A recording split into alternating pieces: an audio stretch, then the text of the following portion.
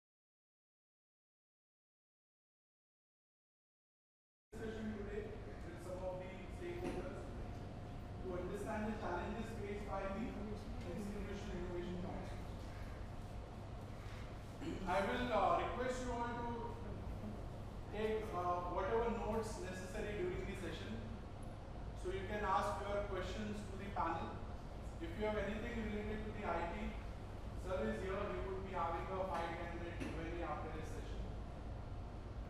We want to replicate this session at all institutes. If you say, as a regulator AICT, I am representing their innovation center. My name is Umesh Rathod, and the western region, that is Gujarat, Maharashtra, Tamil Nadu, Andhra Pradesh, is something which I am taking care of. So I cannot be everywhere.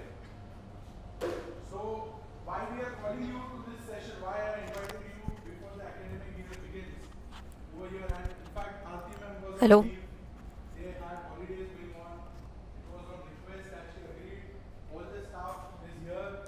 The students, I visited the Idea Lab. The students are also here to present their ideas. So I'm really grateful, ma'am, yeah, for allowing us to organize this. So when this academic year begins, I think the first activity should be IP awareness. How many of you are aware of Kapila platform? Kapila. Yes, ma'am, you have benefited from it. You are from Belgium? Welcome, ma'am. So Kapila platform, if you have used, anyone would like to share a few insights about Kapila with your fellow members? Yes? Ma'am? What is it in brief? What is it? So this is one platform which wherein if you register your patents, patent grants or you have to, what you have to do is you have to get a documentation from an FR company that fulfills all the requirements for getting some kind of subvention on patent examination of patent filing. Right. So any patents being filed by students or faculties in your institutions, you can get reimbursement. There is a Telegram page of Kapila where you can join. So any student who wants to file a patent for their startup, there is a scheme called Kapila where you can approach your faculties and you can file patent. Initially the institution has to bear the cost. It is reimbursed by IIC. Last year, 10,000 patents have been granted by IICT. This year, we are aiming at 15,000. So all these patents will be kind of reimbursed. So I would like to, welcome Ramanathan sir. I hope you all are aware. Yes or no? How many of you are connected to Atal Innovation Mission and Atal Tinkering Labs and Atal Incubation Center? Yeah. So sir was the pilot mission director for Atal Innovation Mission. Can we have an applause for him?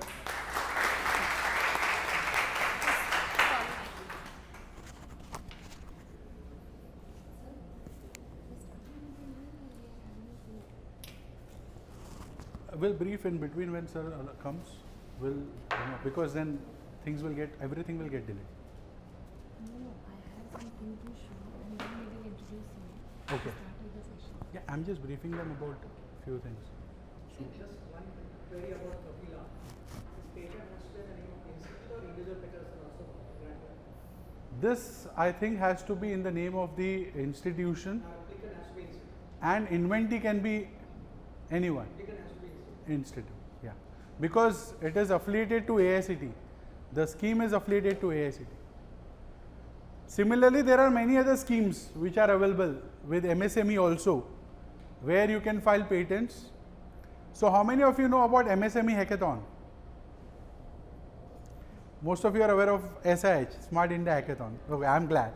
So that means our brand is, making waves. There is also a thing called MSME Hackathon, in which you get funding around 1 crore. It is similar to SIH, but here there are no challenges given by ministries. You can take your idea and directly pitch. In fact, faculties can also directly pitch in that. There is no age limit. So anyone who wants to participate in that, yearly they kind of start with it. Okay. So sir has, okay, is he on the way? Okay, we'll start, yeah. So good afternoon all of you. First of all, we are Hello, is it audible? yeah,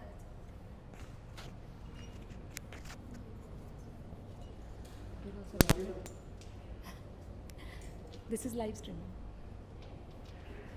Very good morning, very good afternoon to all of you who are present over here. Welcome to Bharati Vidya Bhavan, Sardar Patel Institute of Technology. Sorry for the delay because in the morning sir visited at sharp 9:30, but we got delayed with the Idea Lab visit and then the lunch and then the rainy season. So extremely sorry for the same. Now today we are here for the IIC Accelerator meet. The main objective behind this to have a communication between the number of IIC centers, the same time number of investors and some pitching competition is there. So before starting with the event, I want to show you about IIC S.P.I.T. We are the among topmost colleges for the IIC. We scored 5-star. Then we start because number of rubrics increase. So as a result, our star got decreased, but still we are in the topmost. This year we got selected as a mentor-mentee program. Under that as a mentor, we are mentoring 5 institutes all over Maharashtra, and under that number of events we are conducting. So I want to show you a small video about IIC S.P.I.T.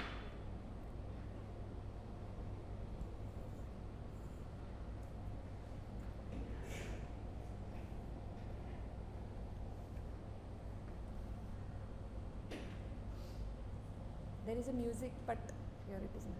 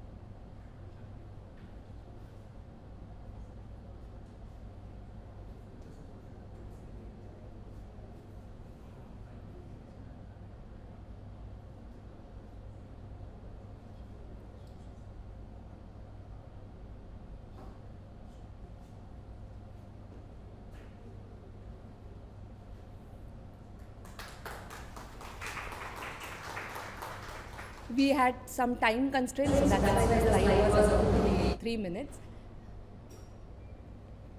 Now, before we can start with this meet, I request our Dean of Student Affairs to give the brief about S.P.I.T itself, how we run at S.P.I.T. So I request Dr. Kiran Talele sir.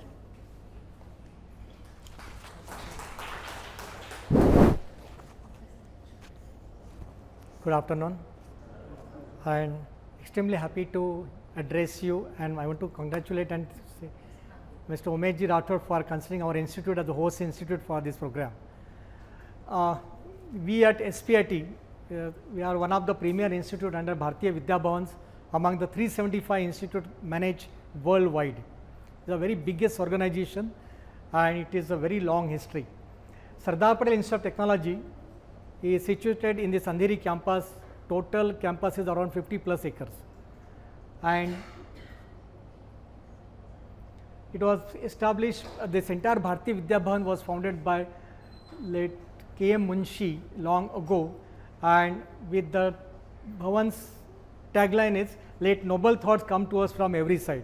So whenever we interact, we expect that we should not be only one directional meeting, but the sharing of thoughts in both the direction. And that's why I am very, very thankful to all of you for coming all the time in this rainy monsoon season and sharing your thought process. Our vision is to build a renowned institute which will produce graduate engineers with global competency and social sensitivity. It's not only creating engineers, but creating engineers with global competency and social sensitivity. Now, to meet this vision, it's a long-term vision. We have very good curriculum established, and our mission is to provide high quality education in engineering and technology, promoting the Indian core values and ethos that will prepare the participants to lead lives of personal integrity and civic responsibility in a global society. All these words attracts, is a very good attractive word, but to accomplish this mission, vision, we have very good program, a curriculum program. Presently, we are running 3 courses at undergraduate level: computer engineering, computer science and engineering, electronics and telecommunication engineering, and a PG computer, electronics and telecommunication, and master in computer application. Very small institute, PhD in computer and electronics telecommunication. We are growing year on year vertically instead of horizontally. We are keep on adding the niche program, and infrastructure also we are growing vertically. The important features of this UG curriculum, we have 160 credit program, and we are following PI model. PI means 2 legs, one short, one long. Longer leg is that is for major courses, and shorter leg that includes multidisciplinary minor courses. We have basket of basic science and engineering science, expanding choice-based credit system. Choice-based credit system. Our choice-based credit system start from the semester first year onwards, right from first year. The basket of humanity courses expanding choice-based credit science courses, system courses for languages, law, finance, and psychology. We also have program electives, open electives, 12 core courses, inclusive skill and ability enhancement courses, permission to earn credit from online courses like NPTEL and other courses from other premier institutes. We have 4 liberal learning courses in sports, yoga, philosophy, performing arts, life skills, spirituality, and etc. So this entire curriculum, whatever is framework, is the best balance between knowledge, attitude, and skill, with the aim to target development of brain, muscle, mind, and soul. In short, buddhi, sharir, man, and atma. In addition to this, we also have 6-month research and industry internship, research internship in 6th semester, industry internship in 8th semester. The students opt this internship, and they are completely outside the campus for 6 months. They achieve this, they complete these courses in IITs, different industries, and it is a very, very unique feature of this S.P.I.T college. We call it USP, unique selling point. So this is the summary of whatever I said just now. Total, we have multidisciplinary minor, humanity program, program elective, open elective, liberal courses, mathematics courses, courses, internship courses, IKS, everybody knows IKS now, Indian Knowledge System, UHV, and multiple exit is also included after NEP program was launched by IIC. Multiple exit option is also included. We also have industry design courses. Presently, we have Berkeley conducting the course, JPMC is conducting the course, Crypto University is also conducting the course, and every year we are adding one more industry, and they are making a course for the students in the campus. The statistics of industry partnership.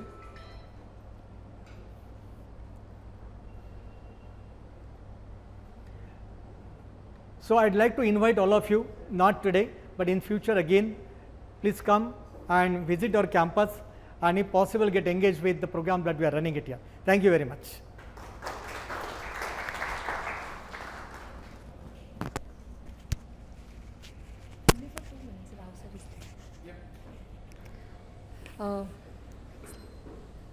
So now I request Dr. Y.S. Rao sir, Dean Academic, to welcome you all from the S.P.I.T.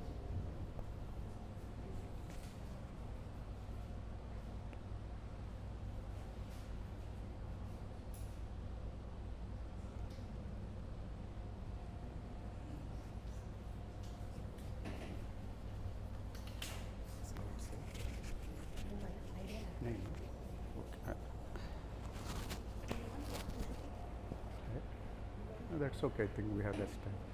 Yeah, welcome the dignitaries, the faculty members of various institutes. We are, 2 parts we are doing.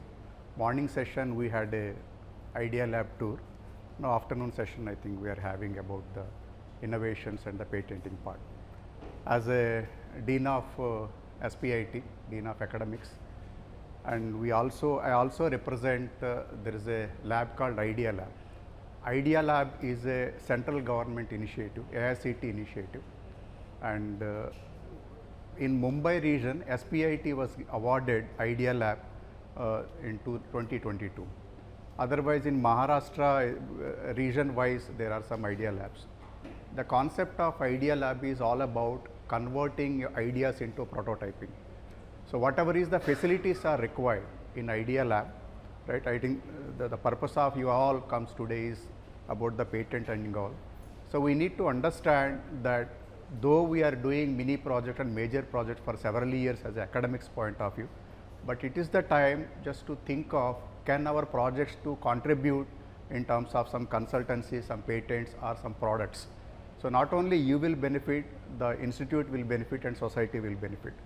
But while doing that, while converting the ideas into prototyping, probably you may require some facilities, right, manufacturing facilities. Particularly Idea Lab is all about making a software hardware product, not a 100% software. Unfortunately, country has misunderstood that software is in demand.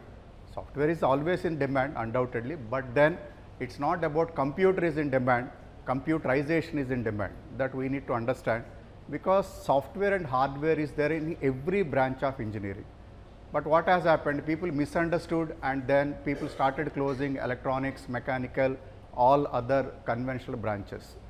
So, I am sure in 1 or 2 years of time we will realize that this is a disaster, it is going to be a suicide for the society, because the manufacturing government of India is hugely investing in manufacturing sector.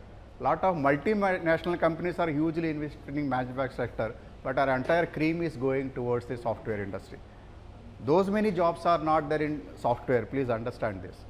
So, with that, just a brief introduction, let me tell you, Idea Lab is not for S.P.I.T, as Professor Talale has mentioned. Bhavans believes in let noble thoughts from every side. This facility is open for every institute. So far, more than 38, more than I would say 40 plus institutes have collaborated with, not with S.P.I.T, S.P.I.T Idea Lab, which is government facility. Please do visit. You can have a 1 day visit also, 3 days also, 5 days also, faculty development programs also. If your students are interested in doing internship programs, please most welcome. Absolutely, though there is no charges for any of these activities. This is the free facility open to all the students across the country. Let me tell you, from Solapur, Ratnagiri, students are coming 1 month, 2 months internship programs they are doing at our Idea Lab. If required, at least the dormitory type of accommodation also will provide in S.P.I.T, but I appeal to you, we are not competitors, right? Please understand, there is no competition between the institutes. Finally, the student should benefit, employability should increase, and beyond that, now we have a startup culture. S.P.TBA, I mean, there is another fortunate thing is in place. They also provide seed months for the students. Also for prototyping the products, up to 10 lakhs grant is given for converting the ideas into products. So quickly I thought, without any much slides, we already delayed, I thought of, since you have investors also, government representatives also, it's a nice platform. It is all about bringing the people together to understand our strength and to utilize the available facilities at the maximum extent. And welcome and thank you, sir, for giving the opportunity.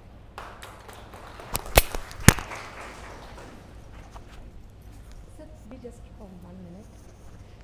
Now I request Rao sir to felicitate our guest of honor, R. Ramanathan sir, who is a former director, Atal Innovation Mission.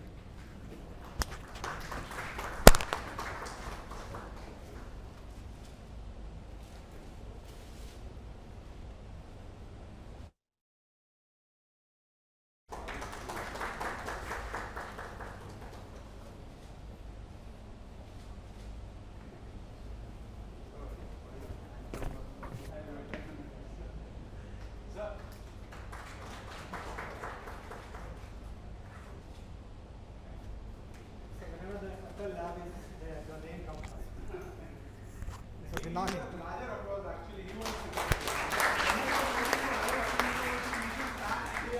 yes, certainly.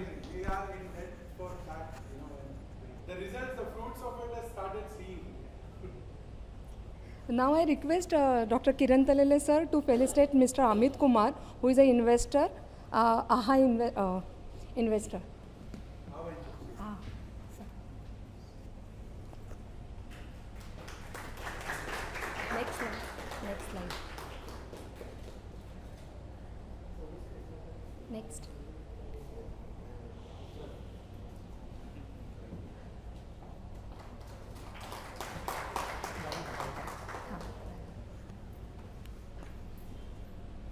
Over to you. Now I am requesting Umesh sir to take over the session because he is the actual behind this movie. So over to director. Yeah. First of all, I am again, thank you so much for taking out time. I think ma'am had mailed you all yesterday about this event again, and in the morning I had sent out a mail. And while coming here, I goofed up the date from 15th July to 15th June in the first mail, and then. This shows your passion towards the topic. So a huge applause for all the IICs that you have shown so much of interest. This shows your integrity towards the whole mission and the initiatives provided by the government. People say, what is government doing for innovation activities? What is that they are doing to drive innovation amongst the students? And when you look at various initiatives, we have just, when I joined, I printed out this standee. I joined at this role last May. It talks about all the initiatives which we have. So instead of getting into the deck, I will quickly, please. Hello. Sorry. No worries.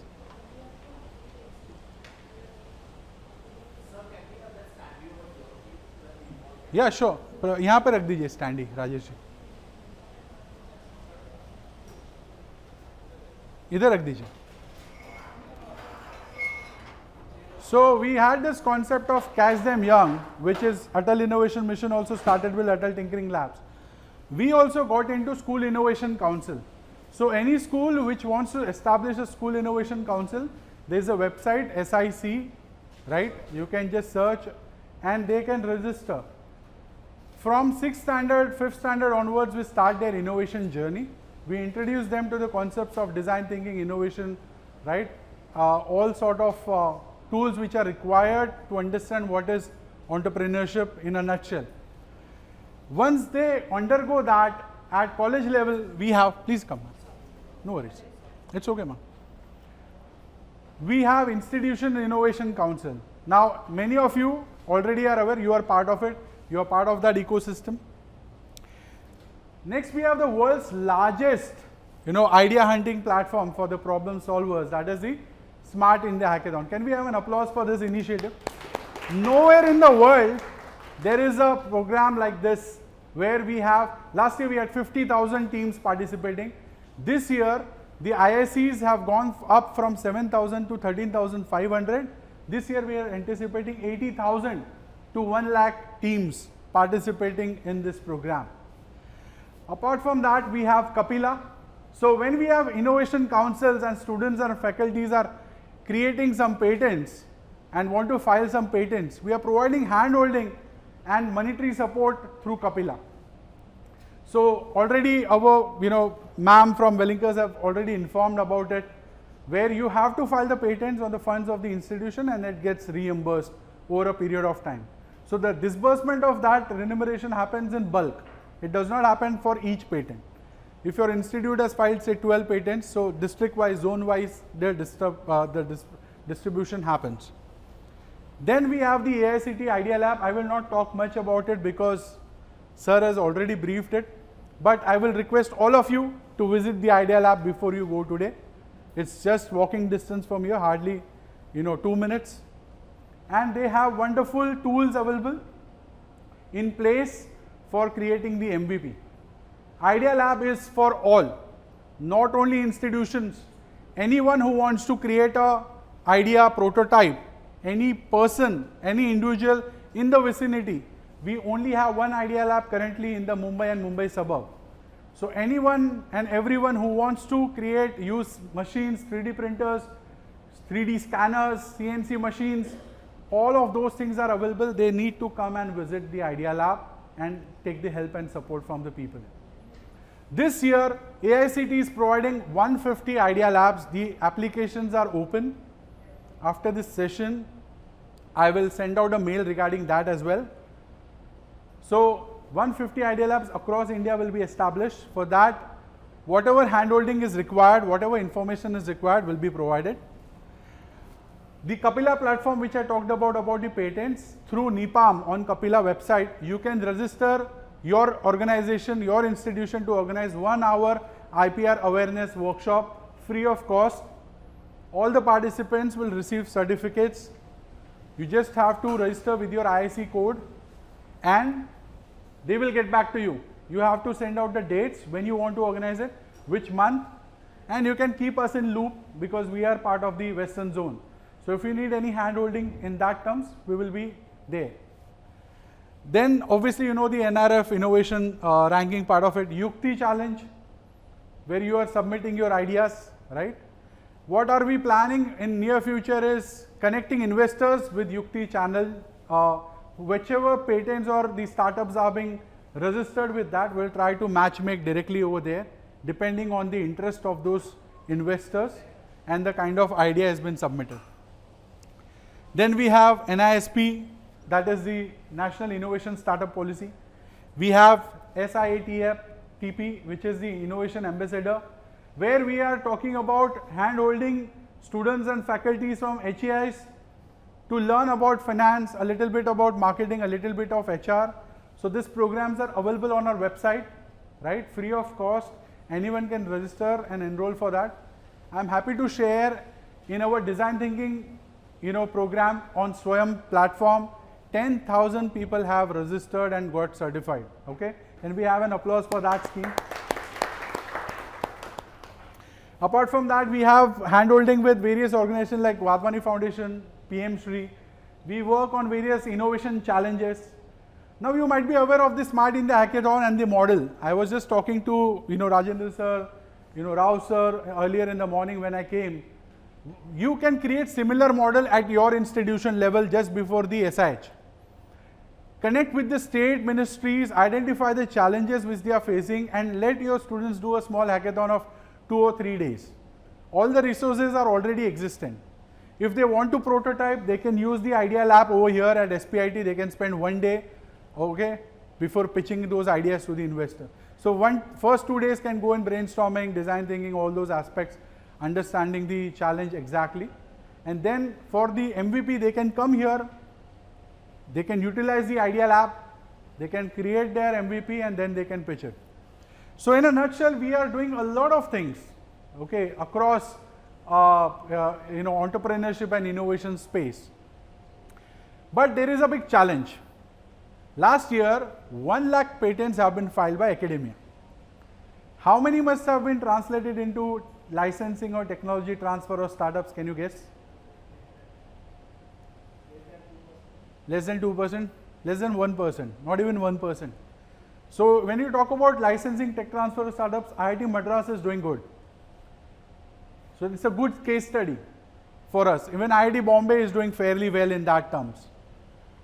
But this is a big challenge because we are investing, the Kapila money is going for patenting, but it's not getting realized. We have Idea Lab, but how many ideas were commercialized from there? So today, during my interaction with the students and the startups over there, I have focused and told them, think about commercialization aspect of it and how you can self-run and make this Idea Lab self-sustainable in the long run. That was a mission with Atal Innovation Mission Tinkering Labs as well. When we, the government started with that mission, all the tinkering labs were set, initial 5-year funding to incubation center, Atal Tinkering Labs, and then they should drive themselves. So it is really important for us to question ourselves compared to other countries when we file patents, how effective they are they getting realized into startups, and if not, what is stopping us from doing it? So to address those issues, AICT has thought of collaborating with NLUs, National Law Universities. They have research center over there in their university, and our next speaker, Professor Sajid Sheikh, is running that research center at NLU Powai. He will share his contact details. He will also reach out. You can reach out to him regarding the patents. I will also share the details of patent attorneys available in our region. It's fairly available on the IP controller, patent office website for trademark, for patent. You can anytime reach out to whoever you wish to connect and get support related to patent information, whether any idea is patentable or not. And there are domain specific people available on that. So he will be providing that information. So I have told them to keep it crisp, to the point, so we can have Q&A more from the IIC perspective.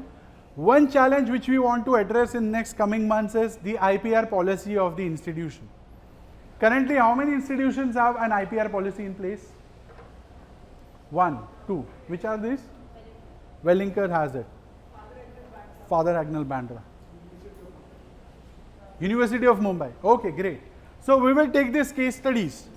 I would request you to share those policies, and we'll share it with other IICs to kickstart on how they can develop their own robust, inclusive, diverse IPR policy. So without further, taking much time, I will ask Professor Sajid Sheikh to address the audience, and before that, we'd like to felicitate him.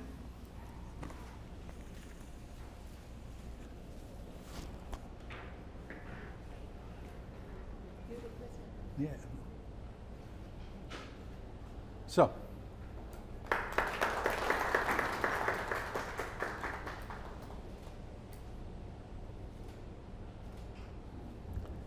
there's a book also. I think last time I did not bring it.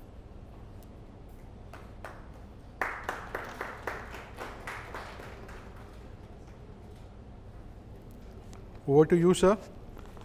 You are the master of this topic, so. Still learning.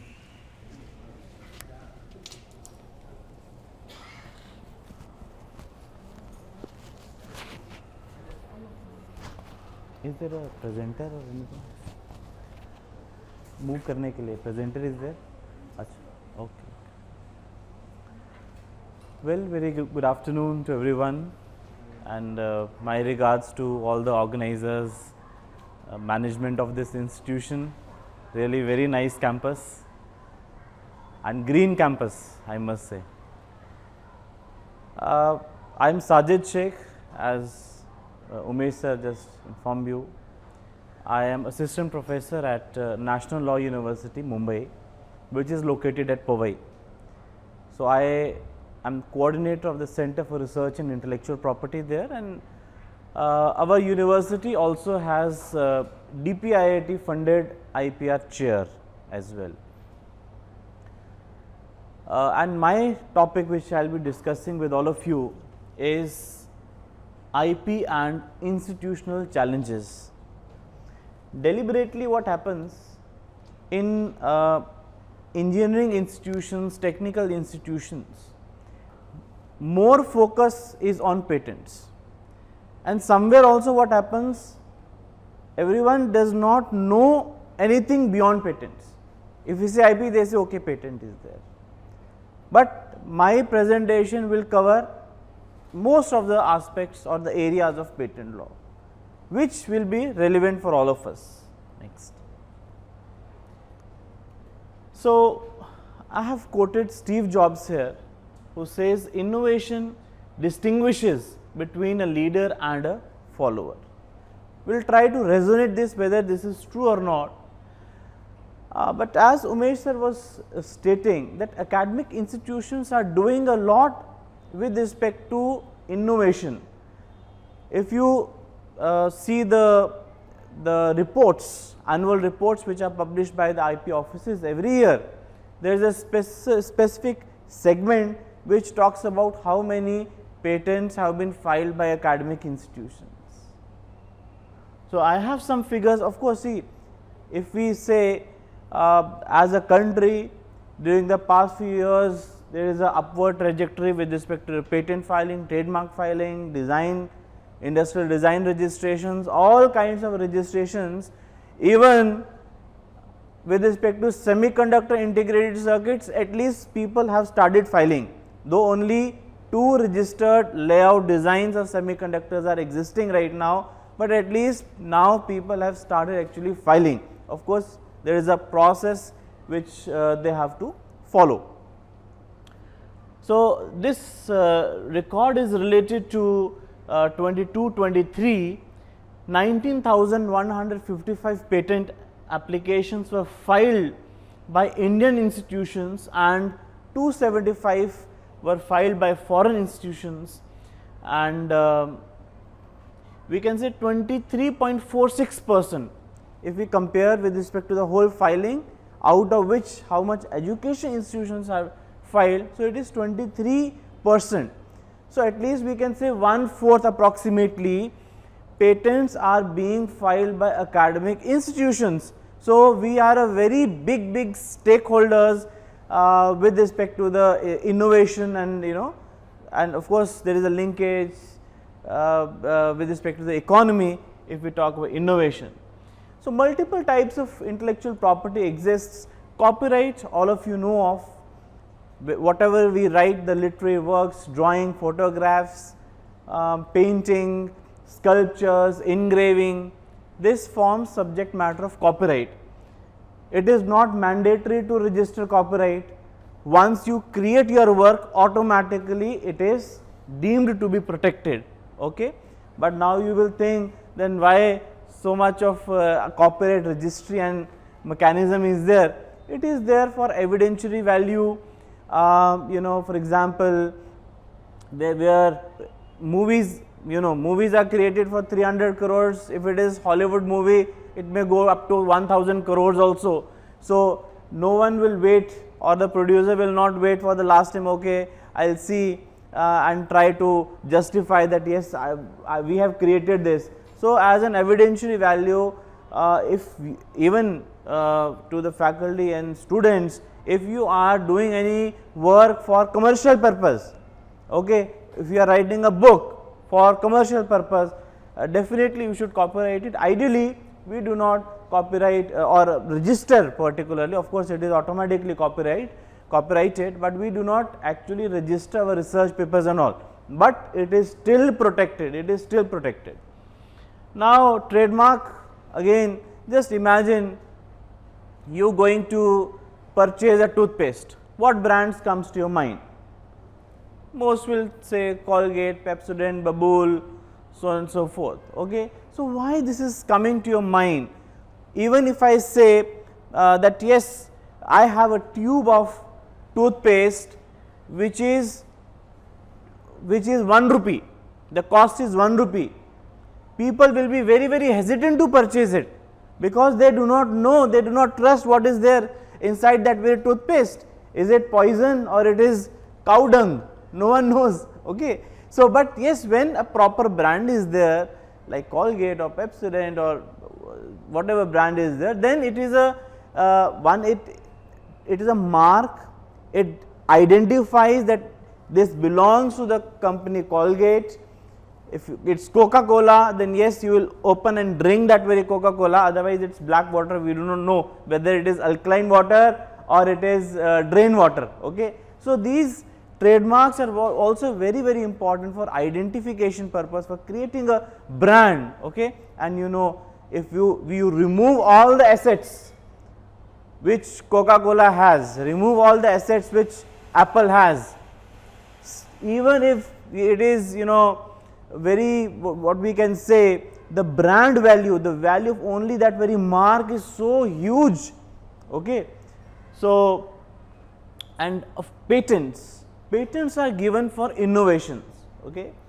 Now, what are these innovations? Innovations are either in the form of a process or a product. Okay. Process might be a process for extraction of iron ore, or from crude oil you extract multiple, maybe petroleum jelly or petrol or kerosene oil, multiple things. That is an example of a process. Product can be a device, a machine, Intel processor, all these things. So, it can be a product or a process, but it should have certain, it has certain criterias. For example, one is novelty, another is inventive step, and third is industrial application. I will not go into details of all those things, but just I will cover up a few things. So, patents, of course, you have to register it, it is valid for a period of 20 years, but what are the challenges there we will be talking about a bit later. Then design, industrial design. Okay. For example, this kind of pen, it was existing 50 years ago also, now also these pens are existing, and multiple new pens are still in the market. Why it is happening? Why there is still existence of certain products, but we keep on purchasing them over time? One is of course utility, that is, and we cannot deny that, but another thing, sometimes for a simple pen we are ready to pay 500 rupees, 1000 rupees. You might have seen electric kettle. Okay. It is available in the market at the price of 700, 800 rupee, but Havells brand is there. Okay. That electric kettle you will get around 2500 rupees. Okay. Why so? Because because of that very design. Because of that very design, still people, if you have one pen, you want to purchase another pen also. Okay. You have a very good flower vase at your home, but when you saw that very new flower vase at IKEA, you want to purchase that. Okay. So, design, industrial design is also one of the IPs which can be developed even by the academic institutions. Then geographical indications are there, certain products which have reputation because of the geographical region. For example, you might have known about Tirupati Laddu, Feni of which place? Goa, and Kashmir Pashmina shawl is there, Kani saris are there. So, multiple goods are there which are protected under geographical indications. So, it is very helpful for trade and commerce, not only in India, but in other countries also, and there is a perpetual protection. Every 10 years you can extend the protection. So, it is a overall all the IPs, they have a lot of commercial significance. Okay. So, it contributes a lot to the economy, and because entrepreneurship is associated with innovation, all these help in generating revenue and of course increasing the GDP of the country. Next. Why IP matters for academic institutions is a very fundamental question, and the answer many of you know also. Our main responsibility apart from teaching is creation of knowledge. Okay. When we read, whom we read authors, professors, faculty who have written about research.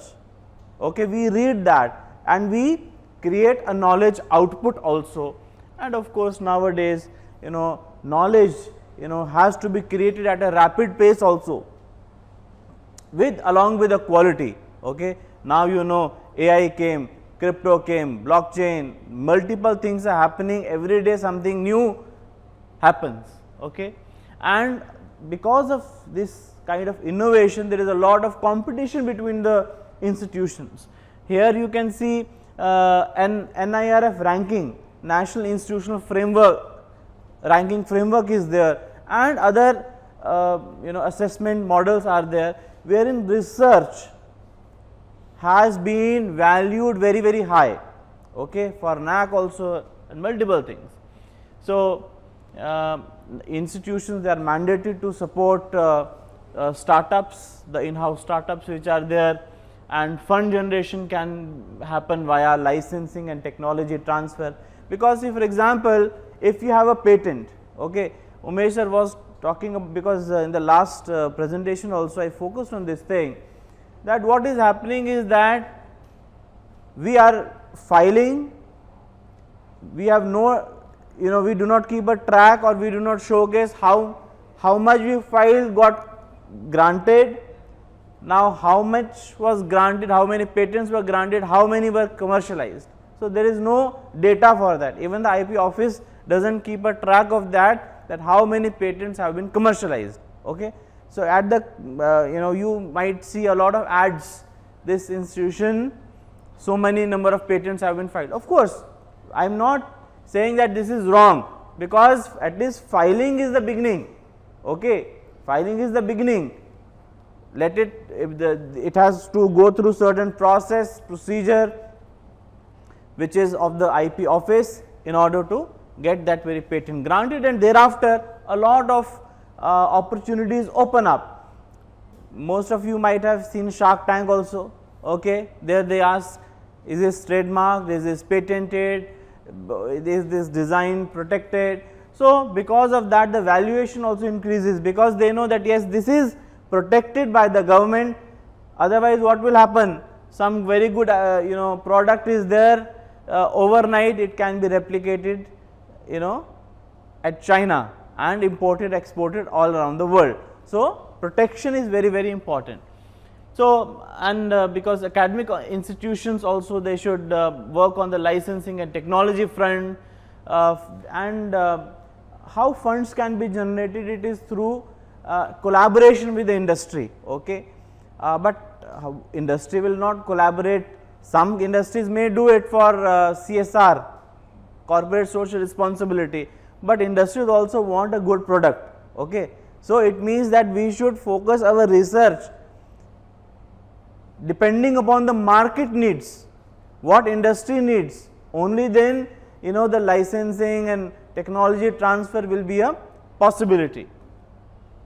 And I did one research, small research, ICSSR research on Atal Tinkering Lab and Atal Incubation Centers. So, where I found that many of the AICs and all, they are providing in-house students employment also, they are providing internships also. So, again, if we go ahead with in this very innovation cycle, the entrepreneurship, employability within the academic setup can be there, and of course, towards the end it increases the reputation also of an academic institution. Now, let me briefly talk about what are the various challenges. Firstly, it is about plagiarism. Okay. Plagiarism, we all have studied, we know about a bit about it. Briefly, I will tell, plagiarism means if I am showcasing somebody else's work as my own, simple. Somebody else's work, I showcase it as mine, it means plagiarism. It is unethical. It is an ethical wrong, it is unethical. UGC regulations are there, certain punishments have been prescribed both for students also, even for faculty members also. Now, you may ask, because plagiarism we all are, we all write, we all read. So, therefore, it is very, very important that we should inculcate in everyone this very spirit to recognize and respect somebody else's work. Okay. So, I will not go into that, multiple types are there. Next. So, up to 10% is allowed, more than 10% step by step penalties are there. It can for students it can lead to rustication also, or next for staff, faculty members, their services can be terminated also. So, it depends. Okay. Next. So, here on whom this very responsibility comes up now. Firstly, in our individual capacity, if we are writing something, we should ensure that it is our work. In our capacity as supervisor, because as supervisors we have to sign, okay, be it, I do not know, for master also it is required, for PhD of course it is required, the supervisor has to sign that yes, this work is the original work of this very student, I certify it. So, again there we should do it more diligently. Okay. mandatory undertaking from student should be there, and mandatory certificate from the supervisor should also be there. So, again if we start inculcating these very practices, of course at some point of time there will be a change for the better. Next challenge what we have seen is with respect to the AI in academia. So, of course using ChatGPT, there is no problem in using ChatGPT if you are using it ethically, okay?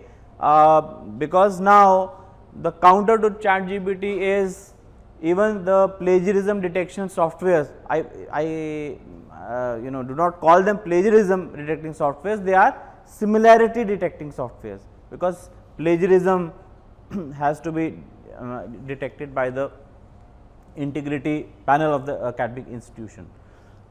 So, multiple tools are there, but again ethical use we should start inculcating.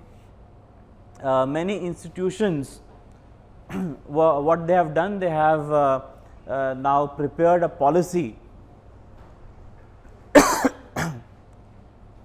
They have prepared a policy for how to use these very softwares fairly, and plagiarism detecting softwares also are developing nowadays. With respect to the again related to copyright, no one knows how much percentage of copyright this photocopying is allowed. Libraries they allow students, okay, sometimes puri copy kar lo, but point is that 100% photocopying of a particular book, of a particular work is not allowed, because even though it is for research and academic purpose, if we have purchased a book for ourselves, we can copy it and keep it with us, that is no problem. But we can also lend book to someone else, but again from the institution perspective, photocopying it at mass scale, it is not allowed. There is Indian Reprographic Rights Society which has given the rights up to 15% of a book can be copied, again with the permission. So, yes, with respect to the photocopying also, there is a case also, I do not want to go into depth, because the case also did not tell how much of photocopy is allowed, okay? Because what happened, there were massive protests by the authors and students against the publishers who had filed this very case. So, the publishers thought, okay, better let us pull our case away, okay. So, Oxford and Cambridge and Taylor and Francis publishers were there, they had sued this one photocopy person, Rameshwari copier service at Delhi University, but again massive protest, they thought, okay, let us take our case back. So, anyhow, but again it is our as an institution, it is our responsibility that the fair use aspects which are there, they should be used reasonably. Academic institutions many a times do not use the power of branding, okay. Even many education institutions, their logos are not trademarked, okay. So, but the question is, one may think why, but yes, the answer to why is that because if you trademark your logo or name or whatever device mark is there, you can use it commercially without any fear of anyone misusing your mark or taking away your mark or creating a replica of your mark. Many institutions, for example, I was at IIM Mumbai, their fest is Avartan, and for IIT Bombay it is Mood, one cultural fest is Mood Indigo, another for my university it is Mediation Bombay, okay. So, if we start trademarking these very popular fests also, then we can involve merchandising and some other partners into it. So, lot of revenue can be generated through these efforts, okay. So, souvenirs can be developed, it is with respect to the designs. So, in those areas also we should think, because when a product is there, okay, Okay, Chayos. Chayos is very famous. Okay, of course, tea is also good, but again, the name is very catchy. People tend to keep it in their mind. So, branding is also very, very important for academic institutions, which we are not doing enough. Next. Intellectual property, unfortunately, up to 10th standard is not taught at all. Okay, so till our 10th or even 12th standard, we feel that yes, downloading songs from internet is all right, using somebody else's content is all right. I'll share one example with you, and this happens not only with us, with students only, but people at big places also do it sometimes, knowingly or unknowingly. So what happened? High level ministry office was there. They used someone's Diwali greeting. Okay, they downloaded from the internet, put it on the official channel, Facebook channel and Twitter channel of that very ministry. Okay, and thereafter some, I think, case was there, some or some settlement happened. So at that level also, sometimes we undermine or fail to recognize somebody else's intellectual property. Okay, so we should not do that. At least we should start inculcating in ourselves that very spirit that yes, downloading movies from Telegram and torrents, it is not ethical. Okay, but now very competitive models have been brought out by technology platforms which we call as OTT. It is very budget friendly also, and of course earlier Dish TV was there. How many of you purchased movie on Dish or cable? Purchased movie on demand service was there, na? We never used. And how many of us have OTT subscription, any subscription?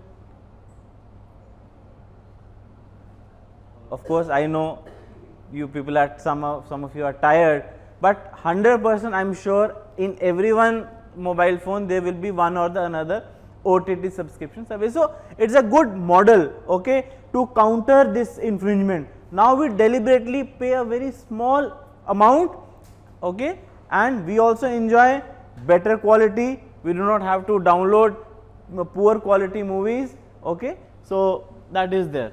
So IP as a subject or as a module or as a topic, it should be introduced from the very beginning, which now is happening through multiple initiatives of AICT and other similar organizations also. Incentivizing research in academic institutions. So there is a need to incentivize the research. Someone who is doing research, of course one thing is recognition, but some monetary incentives should also be included. In many institutions, IPR policies are there, or faculty incentivization scheme, faculty development schemes are there, wherein some funds are earmarked or given to such faculties who are either filing patents, writing research papers, but it should be improved and strengthened. And a lot of funding challenges are also there. Okay, I think some panel discussion will also be there with respect to it. I'll briefly point it out, two or three things. One is quality research. Okay, whatever we are doing, it is sometimes it is not up to the mark, and then we expect that yes, some commercialization should happen. It is very difficult. Even with respect to the student related projects, okay, we should find ways how we can provide external funding to those very things, so that something novel can be done, new can be done, which has some value. And again, IPR policy solves a lot of issues which are there, because how much revenue sharing, if industry is collaborating, industry partners are there, what can be done in those very circumstances. So those things are there. Yes, next. Yes, developing IPR policies, it should be there, because what happens now, sometimes many institutions wherein they have not started doing actual innovation. They think that okay, there is no need for IPR policy now. But what happens later on, if someone innovates something and then they think, oh, now there is a need for a policy, okay, then they create a makeshift policy. So, my suggestion is that even if you are not actually innovating something, at least create a policy which will cover all the aspects, patent, trademark, copyright, design, all the aspects, because it will bring a kind of a research culture, okay, that is the aim. So, high quality patents we can get those very patents only by high quality research. So, more and more industry collaboration should be encouraged. Okay. There are limitations within academic institution, that is always there, but this can be a breakthrough. IP incubation centers, institutions, many they have, but at many colleges they do not have. So, with the help of IICT and other government regulatory bodies, they should also start having such incubation centers. IP awareness is the key. We have to start with IP awareness first, because even though IP as a subject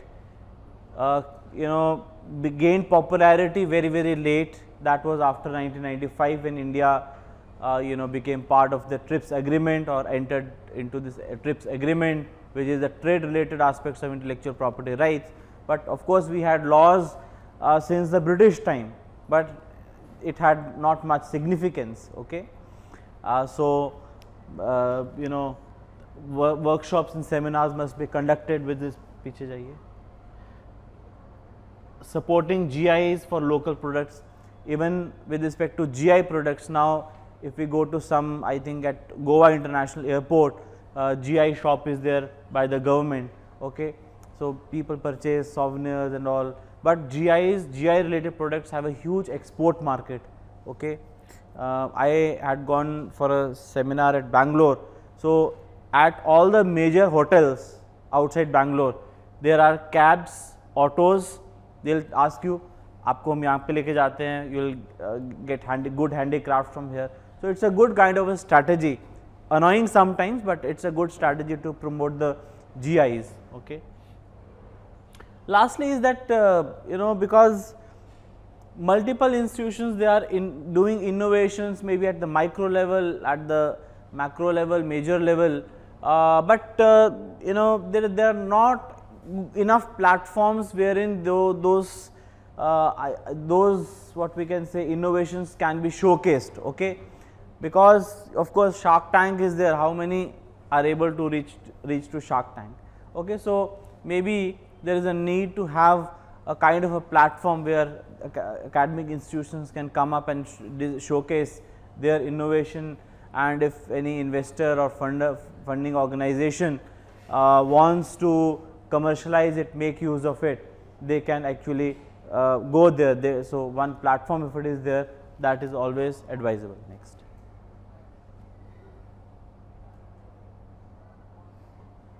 Okay. So, I think my last slide tried to cover in a nutshell all the aspects. So, as an academic institutions, lot of multiple challenges we addressed.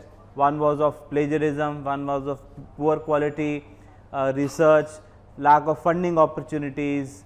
Okay. And most of the issues we found can be resolved, and actually the IPR policy can be a head start for that. Okay. But in a nutshell, I want to say is that at least we should start recognizing other person's intellectual property, respecting someone else's intellectual property, and then definitely we can always think about innovation, and we will have a belief that yes, somebody else will also respect our IP. Okay. Otherwise, we all will be living in fear, that person will steal my idea, I'll steal someone else's idea, then we'll all become enemies of each other. Okay, so let's connect and network with each other, and we can do that if we have a stronger IP protection. Thank you.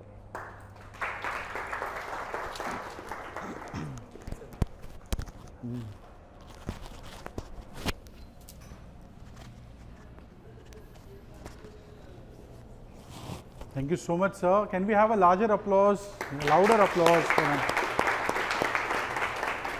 In a very brief time, he was able to sum up what we wanted to brief. And this session, though it was very short-lived, I think for 45-50 minutes, I would request you all reach out to your incubators. Okay, take the startups over there, ask them to register on Udyam platform. They will turn into MSME. Within 1 hour, once they file on Udyam platform, they will turn into MSME. And Sajid sir has funds from the state government to organize this session on the funds for the MSME. So you can invite him without paying any expenses. With the help of the government support, he would be happy to assist you in connecting the dots and organizing this specific session for all the faculties in your institution. Okay, so that is one thing. Now we have R. Ramanathan sir, the former AIM mission director. He has to leave, so I would request him to speak to the audience and share his experience from TCS, from AIM with all of us. Thank you, sir.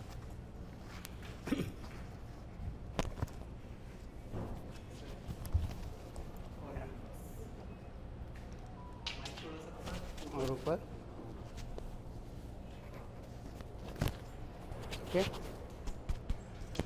Good afternoon, everybody. And first of all, I really greatly appreciate Umesh and Dr. Rao and the entire S.P.I.T management for having invited me here today to be with all of you and spend a few moments not only learning but also sharing. And I am really grateful for the opportunity. The Institute Innovation Council, I've had the opportunity of being associated with it right from its inception, when it was conceived at the IIC by the chairman Anil Sahasrabudhe, and now being headed by Dipan Sahu, who has been an anchor for driving it, along with people like Umesh. We are all living in a world of extraordinary change. All of you are aware of it. Change is happening everywhere due to multiple reasons, of course. One is the geopolitical landscape is changing across the world, and this geopolitical landscape is forcing companies, countries, people to be able to adapt to this rapid change that is happening across the world. The second is societal landscape is changing. People are getting more and more educated, they're becoming more and more aware. There are more and more possibilities of living a better life, and people want to avail themselves of the opportunities that are out there in the world, and therefore that is also driving change, improving the quality of life, for example, improving on the human index that many countries are aspiring for. And the third, of course, is technology. Technology is changing inexorably and fast in an exponential manner. Technology is changing the way you are experiencing the world and the way the world is experiencing you. So you have 3D printing, which is revolutionizing the way you are able to conceptualize, design, define, and develop a product right in front of your eyes, from your small little lab in your university to the garage or in a big company. You have robotics, which is driving the next degree of automation and productivity to unprecedented levels. You have cloud services, which is enabling you to reach your product, your service, your innovation from any part of the world to any other part of the world, be it from Jodhpur to Japan, from Salem to San Francisco, or from Sikkim to Seattle. That is the power of the cloud service. You have IoT and sensor technologies, which is being embedded in man, machine, device, soil, space, and is able to collect large amounts of data at rapid speed and communicate it over fiber optic networks, over wireless networks, and so on, for you to process. And you have advanced computing, nano computing, object computing, supercomputing, able to process these large amounts of data with large amounts of storage capability and be able to make sense out of them, or be able to mine and create patterns of information. And that is why you see artificial intelligence becoming a reality today. We all have lived, we have seen movies about artificial intelligence way back in the 80s when I was a student at IIT Bombay. At that time, we had this movie which was very popular, the AI movie where the computer takes over and starts in the Space Odyssey 2000, if those of you who remember. So AI was not unknown at that time, but AI did not become a reality until today or until a few years ago.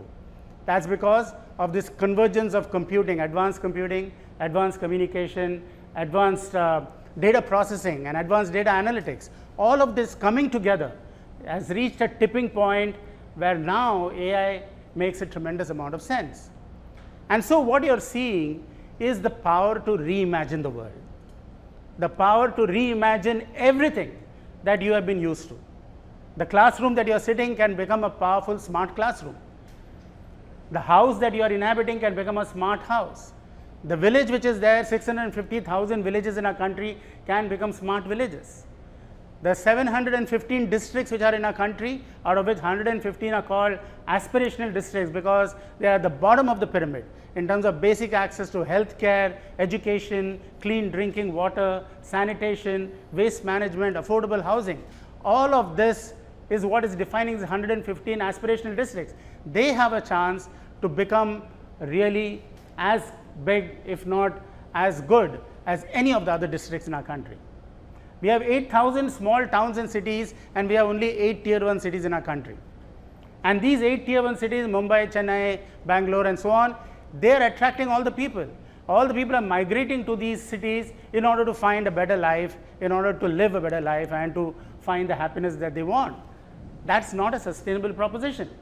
We need 8,000 small towns and cities to become the hubs of innovation and job creation.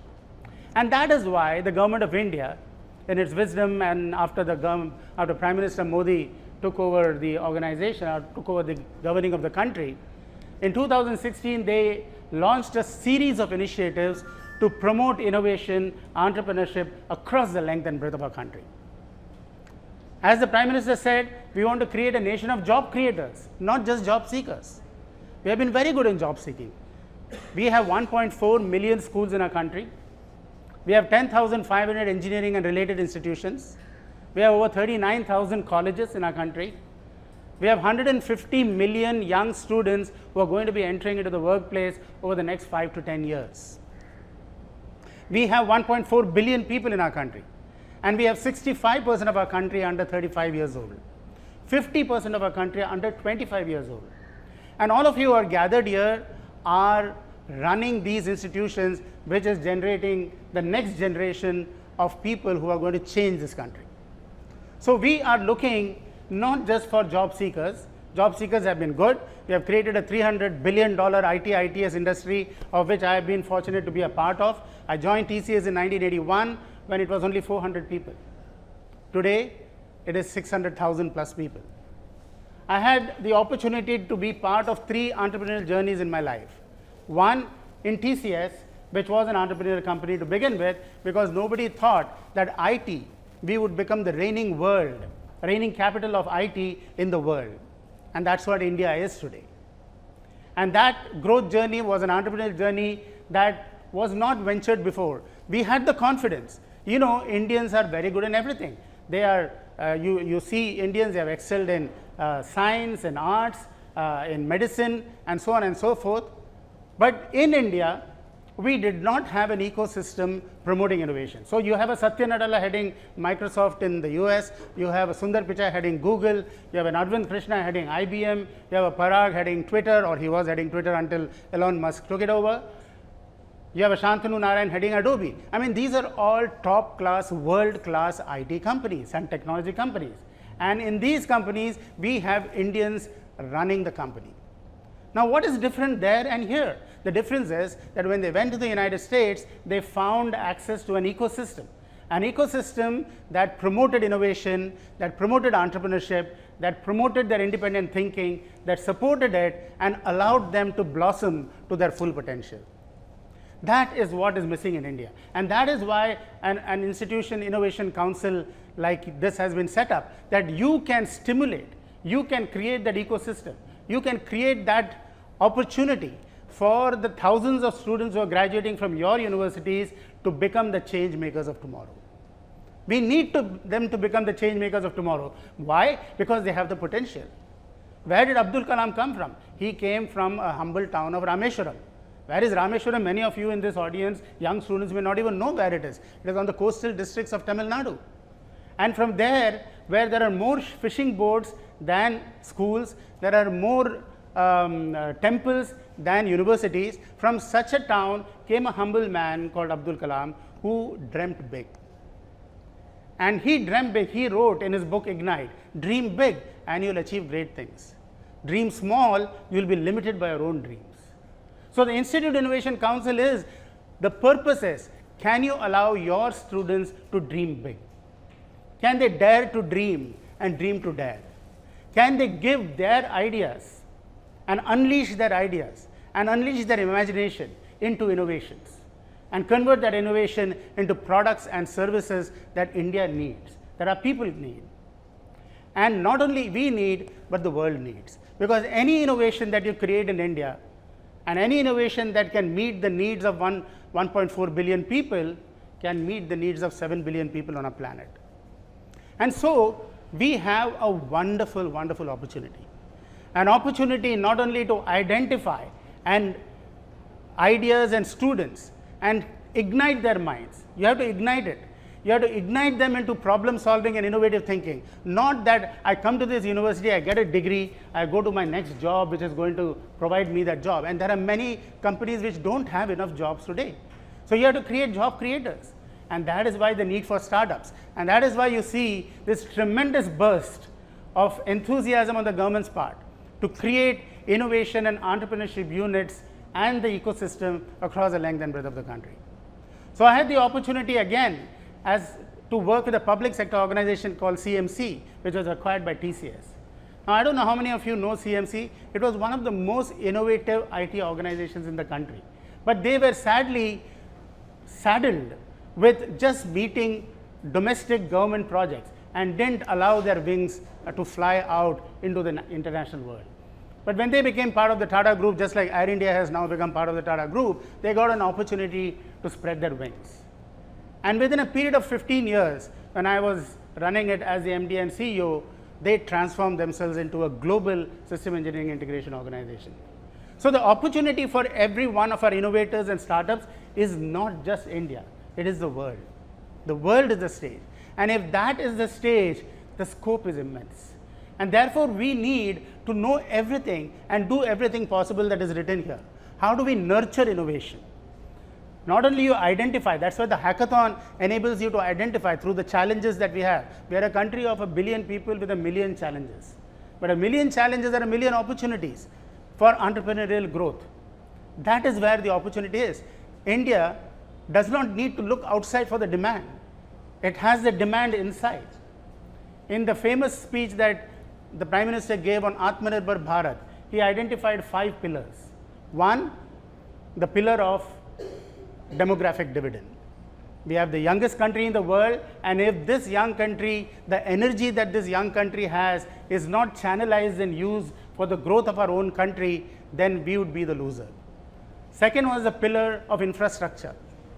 We need to create world-class infrastructure in our country so that every part of the country develops, not just Mumbai or Delhi or Chennai and so on. That's why the Institution Innovation Council is the network of universities across. 13,500 universities are now part of it. I really am very happy with that. But we have 59,000 colleges. They all should have. And every one of them should need to have an incubation center where you are able to get the innovation from the students and be able to give life to it. So that's the second part, the pillar of infrastructure. We need smart villages, smart districts, smart towns, smart cities. 650,000 villages should get converted into hubs of innovation. And why not? If you go to every city and every village of a country, there is something unique. And that uniqueness can be transformed into an innovation and into a product. And that's what we need to do. The third is the pillar of demand. With 1.4 billion people, the demand is tremendous. Now, if we don't have our startups and our entrepreneurs to fulfill the demand, who's going to fulfill the demand? All the companies from outside. That's why they are all coming to India. Why are they? Are they in love with India? Yes, of course, India is a lovely country. But more than that, the demand is what makes this such an attractive destination for most of the countries, for most of the companies. So they are coming here. And if we don't allow our startups to harness this demand, to exploit this demand, then we would be the losers. The fourth is the pillar of what we call a socio-economic equity.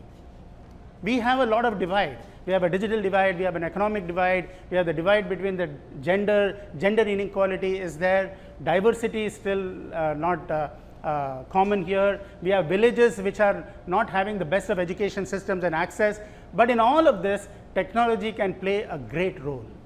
So you see in COVID, we were the first or one of the first countries to come out of COVID. Not only we managed COVID with 1.4 billion people, we exported our vaccines to the rest of the world, right? So that's the possibility in our country. And fifth is the pillar of technology that I already talked about. The pillar of technology glues all the other four pillars together. So we have a tremendous opportunity to create and spur innovation. And that is why the Atal Innovation Mission was formed. We said we have to begin at the school level, forget about the university level, because that's when my youth are. And we created 10,000 tinkering labs in schools across the country, in all the 715 districts. And today we have more than 6 million students between grade 6 to grade 12, creating innovation, prototype of innovations with 3D printing, robotics, IoT, miniaturized electronics, augmented reality, virtual reality, do-it-yourself kits. These do-it-yourself kits are enabling them to create innovations for problems they see in and around the community they live in. So for example, there is a girls' school in Thoothukudi in Salem who have created an IoT solar panel based irrigation management system. Now how lovely is that? For a group of girl students in 8th standard to create a solar panel IoT based irrigation management system is not a joke. And this is actually being used by the farmers in that area. And why did they create that innovation? Because in Thoothukudi, you have water problem, you have energy problem, and you have a crop problem, which you have diseases if they are not watered properly at the right time with the right amount. And so they created this solar panel to harness the energy, IoT based to measure the soil health, and irrigation management system to be driven by the right amount of water for what they call as precision agriculture. So these are the opportunities. And so we need to make sure that all of these opportunities are addressed. And I'm very thankful for the session by Dr. Sajid on that IP. You know, I remember when I was in TCS, we created the first heterogeneous local area network product in India. At that time, this was in 1983. We didn't know about IP. We didn't know about innovation. We didn't know about, but there were a group of students led by Mr. Kohli who said, let's create the first local area network in India. And we created in 1983. And in 83, we created a multitasking operating system on a single user platform called DOS. At that time, those of you who are familiar with PCs, PC had something called PC DOS, and that was a single user operating system. You can have only one program running on that PC at any point in time. We cracked the code and we found how to have multiple programs and how to multitask between various programs on the same system. We didn't file an IP. Windows came later, 2 years later, Microsoft, and launched Windows. And you know what has happened to Microsoft after that. Well, TCS had that opportunity, but we didn't know what IP was. And so the cost of not knowing how to file an IP, how to recognize an IP, how to be able to translate research into products. Translation research is another. I mean, whenever universities are doing a lot of research, but they do research just to get the papers done. That's not the way one should approach. Look at the research and say, where can I apply it? Because India needs applied research. Of course, there are universities which should focus on basic research too, but we need applied research more than anything else, because applied research creates solutions which our country needs and the world needs. And there is so many now things happening. Climate change is required. You need electric vehicles. You need renewable energies. You need to manage waste. Look at any area, whatever, whether it is sports or whether it is fine arts or whether it is tokenization and so on, opportunities galore. But how do we stimulate our young students into all of that? That's why you need the Smart India Hackathon, you need the NIRF Innovation Ranking, which enables universities to know where they are. You need these procedures which IIC has laid out, activities which you stimulate, will stimulate the innovation that India needs. I'm sure this session and all the other sessions are going to be very useful. Thank you so much for giving me an opportunity to share some thoughts today.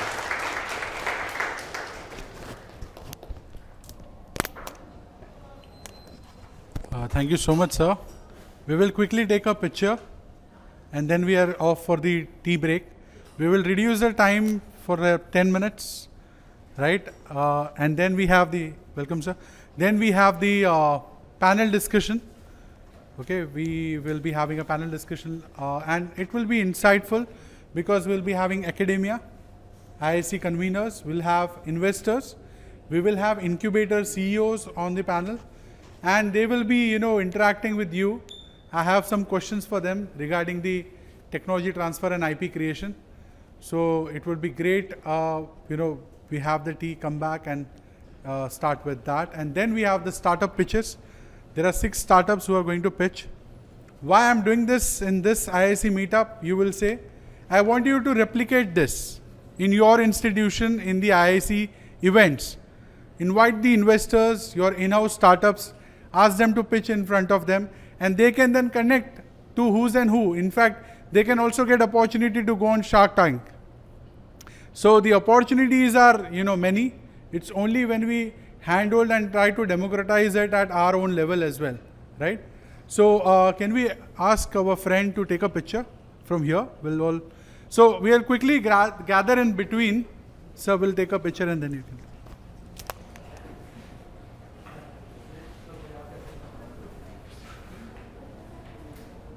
Can we ask our friends to please join in with this 2-3 rules? Please. Just, shift a little bit quickly and we'll take a picture and then we'll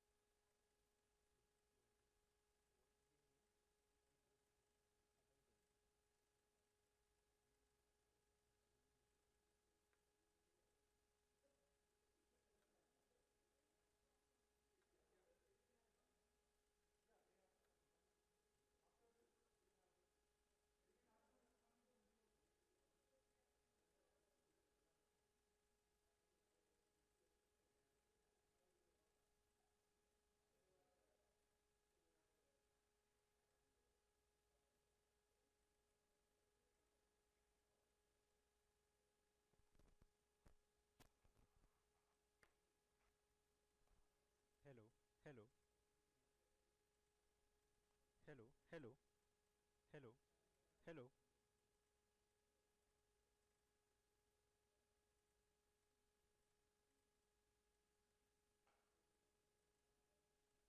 hello,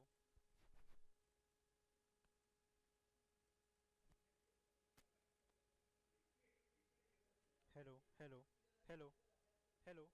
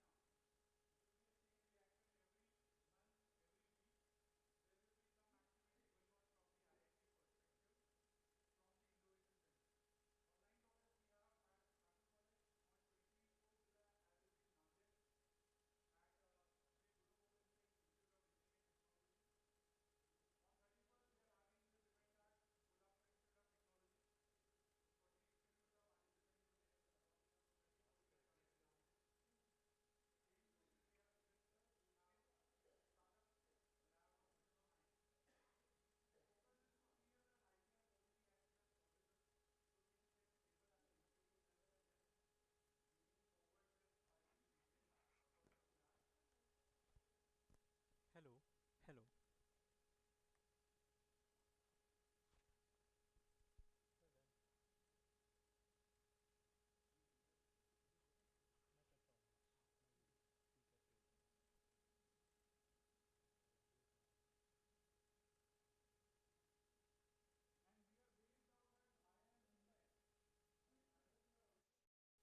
Hello, hello, hello, hello, hello. घुमाओ थोड़ा. Hello, hello, hello. हाँ आया आ गया आ गया.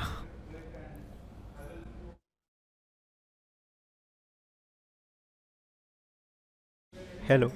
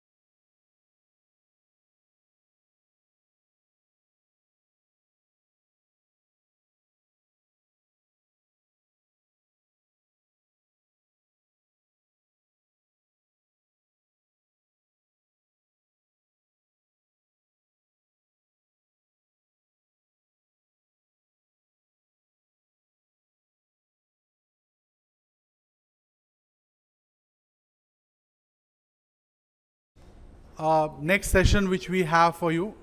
So most of the challenges which institutions are facing right now is related to the IP filing, IPR policy around that, and the academics should not be limited only for graduation, certification, and creating job seekers, as our previous speaker, R.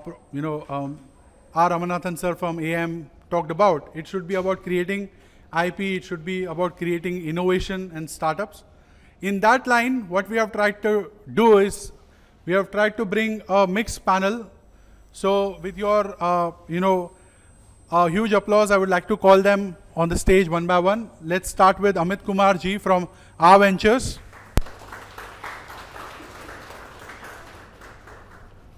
We have Bhavesh Kotari ji from Millennium Divas Fund. We have Devang Raja ji from Venture Wolf. They recently had a very big investor summit at NMIMS with 350 investors last month. I was fortunate to attend it. And with their support, we are also planning one investor summit in near future. So keep your fingers crossed and keep your startups ready. Okay, I should say that. Next we have Sri Siddharth Chandra ji, who is heading the Incubation Center, S.P.I.T. We have Sachin Ladda ji from the University of Mumbai Incubation Center, MU Ideas. And then we have our very own Aarti Karande ma'am, Professor Dr. Aarti Karande ma'am from SP, Sardar Patel Institute of Technology, who will be representing the IIC and the challenges faced by all of you. I mean, like, she's one for all. So, but that's not limited. So you can always, raise your queries and questions. So I will be, happy to moderate this session. And for that, I have prepared few, questions for the panel. Let me start by asking a common question to all the panelists. With a brief introduction about yourself, I would like you to answer this question. What do you see as the most significant institutional challenge in the IP and technology transfer within academia today? Yes, Shoma? Yeah. I think I'm quite audible. This is for the recording. Very good evening to all, and it is very great for me to be in front of you representing academic. Now, being a faculty for last 19 years, I observed that the mindset of students are just to get good score. And even though they are aware about the technology, they have the good solution, but then there is a sort of, you can say, no guidance is available, where they can say that their own solution is a unique solution. Their faculty may say that, okay, you got the output, you got the marks, now done. But if there is a motivation by the faculty itself, then that solution can become one of the product, and that can be technology transfer. The second thing is what I observed, most of the faculties are not aware that this can be converted as a product which is a technologically available. And third, which I observed, that all the faculties are overloaded with the works. So they need to prove in front of the academic also, they need to prove as a faculty, they need to prove their own professional growth, and as a result, this is going to be one of the challenge. But it is an inner motivation each faculty and each student need to have. I can say proudly over here that PhonePe is our alumni. They were the and their idea they got cultivated in support with our faculty. Even now we are having Snow Code, who is a second year student, and I invited him for a talk as a guest speaker, and he narrated his story. He said he was a last bencher and he was not at all active in his class. And teacher used to shout him, don't look at me and start capturing the last benches. Okay, but he was a different type of person. And he's having 25 lakhs of sponsorship. That way his company is owning Snow Code. So if there is a motivation and sort of a guidance, both the people, like a student and faculty, it is really going to be helpful. And I think industry can play a major role for giving this guidance. Thank you, ma'am.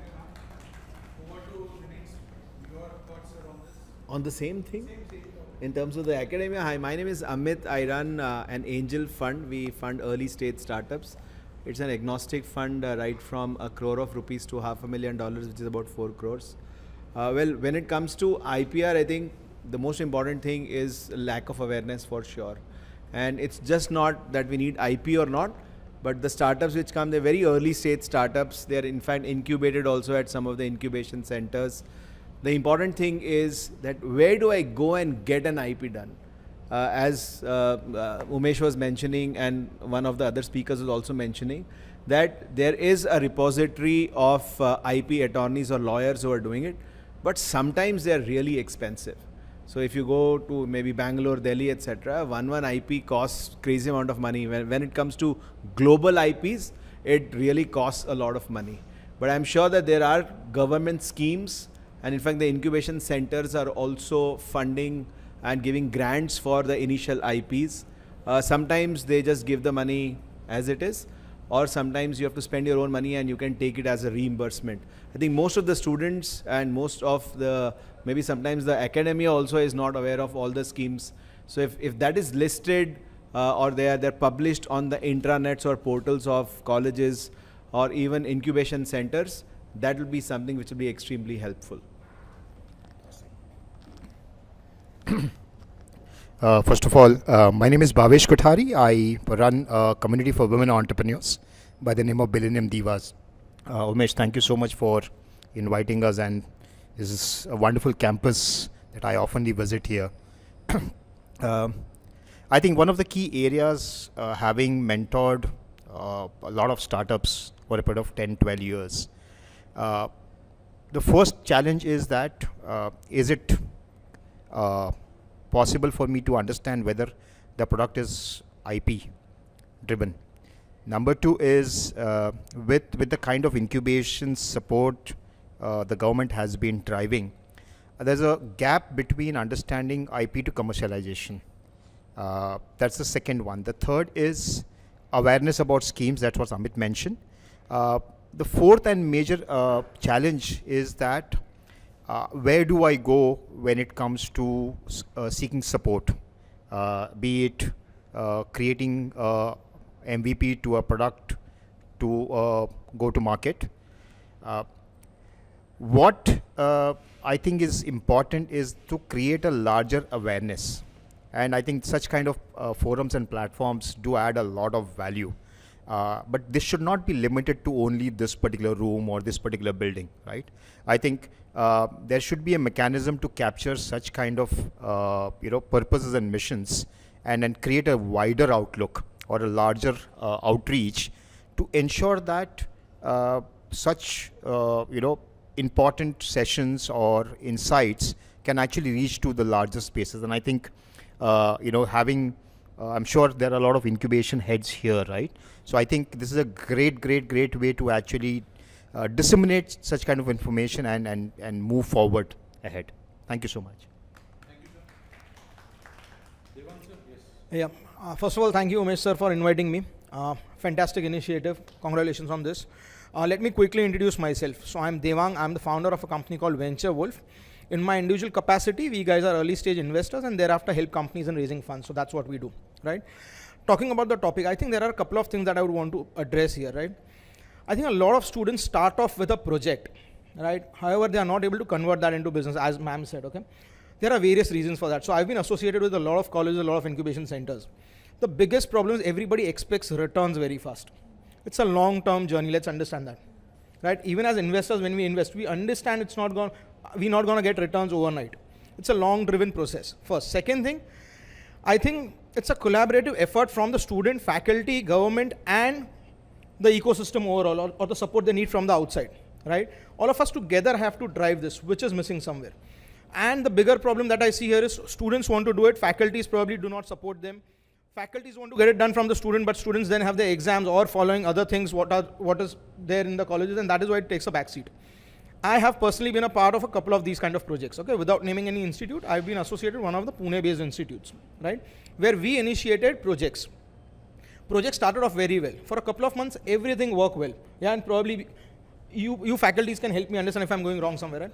But after a couple of months, I don't know what happens. Students की exam है, sorry अभी नहीं हो सकता, 15 दिन के बाद होगा. After 15 days, I have to follow it up with them. Why do I have to follow it up with them? Isn't it your responsibility to give me an update if your exams are over? That's what is missing. Now, what happens is professors are expecting students to go back to professor and give them an update. I'm expecting an update from their side. That's the gap that we have to fill in. Now, we can't have a coordinator sitting on everyone's head. How do we fix this? I don't have an answer, but that's the bigger problem that I see here. First. Second thing, don't run after IPs. First, develop your product. Why? Because if you file an IP and then, see again, when you start creating a product, you might not actually create the final product at the first stage. Right? Don't run after the IPs. First work on creating a good product. And then once you have a decent enough product that you can take back to market where you've done your POC, then start looking at the IPs. That's what is very, very important. Third thing, there's plenty of knowledge available in market. As students, you can also go through how to file patents, how to do your trademark. Everything is available on Google. If you don't have Google, Meta AI is fantastic. I'm a fan of Meta AI these days. Yeah, just type in what you want and it will give it to you. Right? DIY. It's all available there. You guys will have to do it. In spite of that, if you don't know how to do it, ask your professors. They are there to help you. Right? The problem is we don't ask. When I need something, I call Bhavesh Bhai and ask him, Bhavesh Bhai, mujhe help chahiye. I call Amit Bhai and ask him, mujhe help chahiye. And they give it to me, right? But if I don't ask, I will never get it. Ask for all these kind of things. Fourth and the most important thing, I think the collaboration effort, the kind of events that this is happening, this is a collaborative effort between the institute and the external world, right? The ecosystem. These kind of things need to keep happening more often. Right? So these are a couple of points from my side. Thank you, sir. Sachin, sir, over to you. So Sachin sir is heading 800 institutions, the largest incubation center, I should say, in the country. Oh, wow. Fantastic. 800 university colleges under him. So good afternoon, friends. It's quite good inputs from academician, then investor, right? And as an incubator, it's my turn to say something related to the IPR related challenges, right? So my name is Dr. Sachin Ladda. Recently, those who belongs to University of Mumbai, I'm your own director, incubation innovation linkages. So saying for that particular thing is to just connect with you people, right?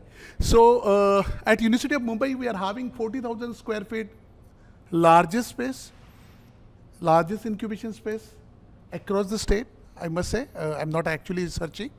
Then second thing, along with incubator, our incubation center is funded by Maharashtra State Innovation Society, right? Around 200 people will sit in that particular incubation center, and within 9 months, almost we are spending 5.81 CR to renovate that incubation center. Looks like to that of WeWork, right? So that means once a person is entering, he actually find out the entrepreneurship related ecosystem where investors, then mentor, then legal experts, lots of people will be sit over there, right? So I'm targeting that particular thing in 9 months, right? So one thing that I personally feel as far as IP policy is concerned, IP is concerned, right? So I'm having 12 patents to my credit, right? So the worst part is only 2 commercialized, rest other, it looks like to that of accolade for me for having what we say patent numbers in my biodata and so on, right? So why this happened?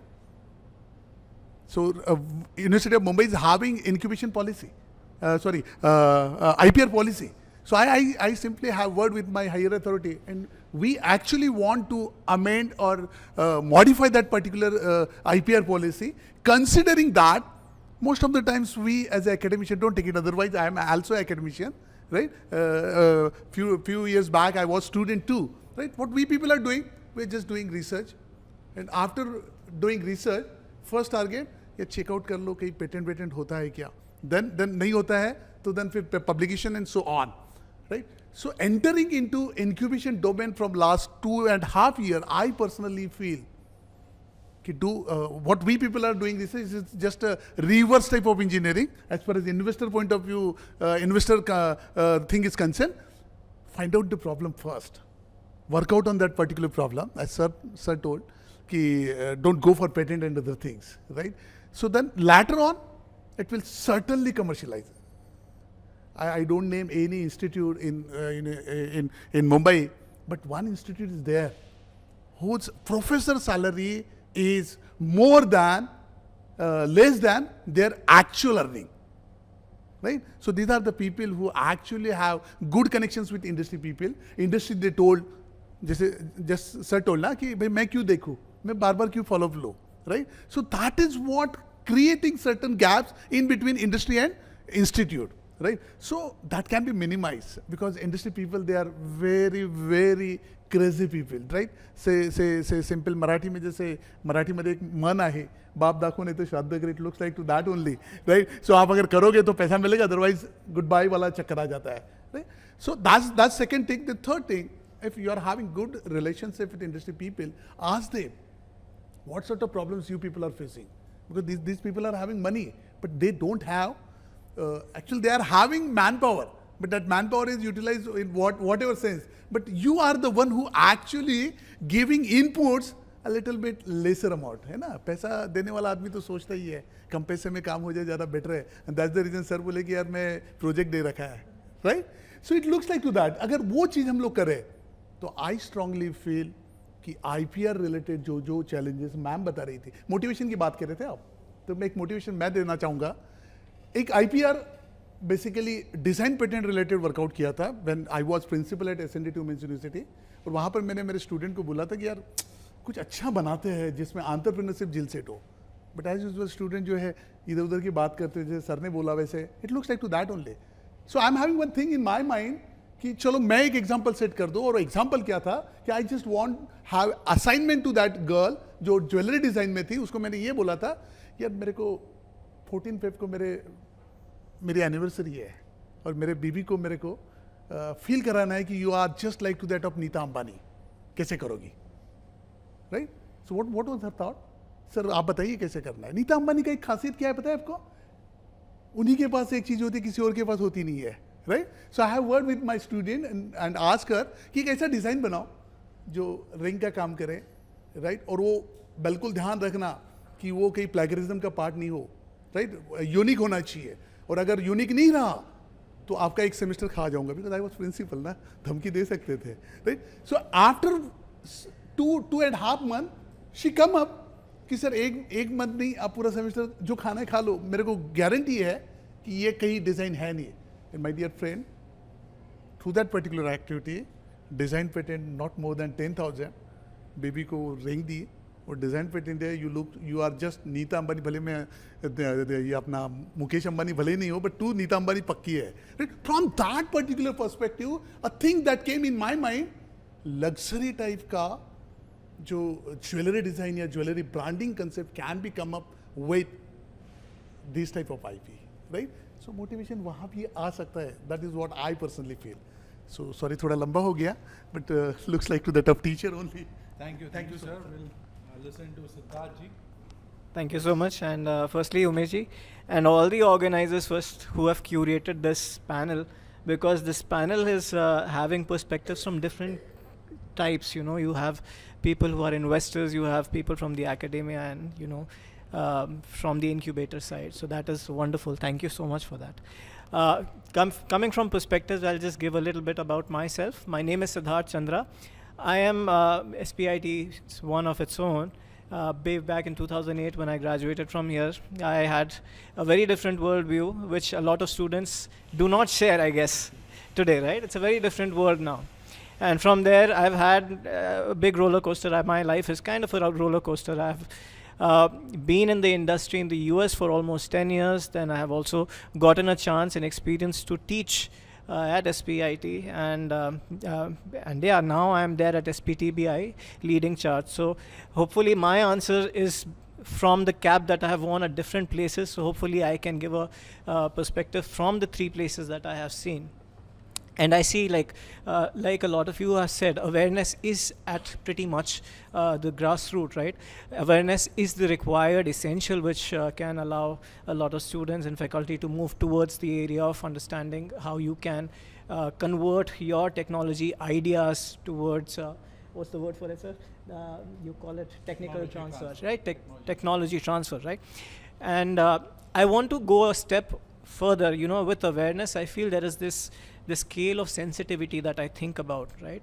And we tend to get sensitized on things, and I think it is very essential. But once you do get sensitized, I think there is a certain sweet spot where you can come in and you can really get married to the problem and then solve a solution in that area. And I think at times people go a little farther, so you get too sensitized to not be able to come up with an idea which is practical and people will invest on that, or sometimes it is slightly below, which means that it is good, but it is not something which is going to solve for a lot of people. So it becomes a little self-centered, maybe, I guess. So I think identifying that sweet spot becomes very essential when you are looking at creating these solutions which can really wow people. That's one thing. Second that I feel is a disconnect. I feel when you're looking at ecosystems, I've seen great examples where even faculty has combined their strengths and teamed up with students and have created great startups. I think one of the great examples that you would know of is a company called Duolingo, which was started by both the professor and the student. And I think they did really good by creating a world-class organization, which worked on a freemium model, which could actually take money from the people who could pay for the service and also provide service to people who were not able to afford education, right?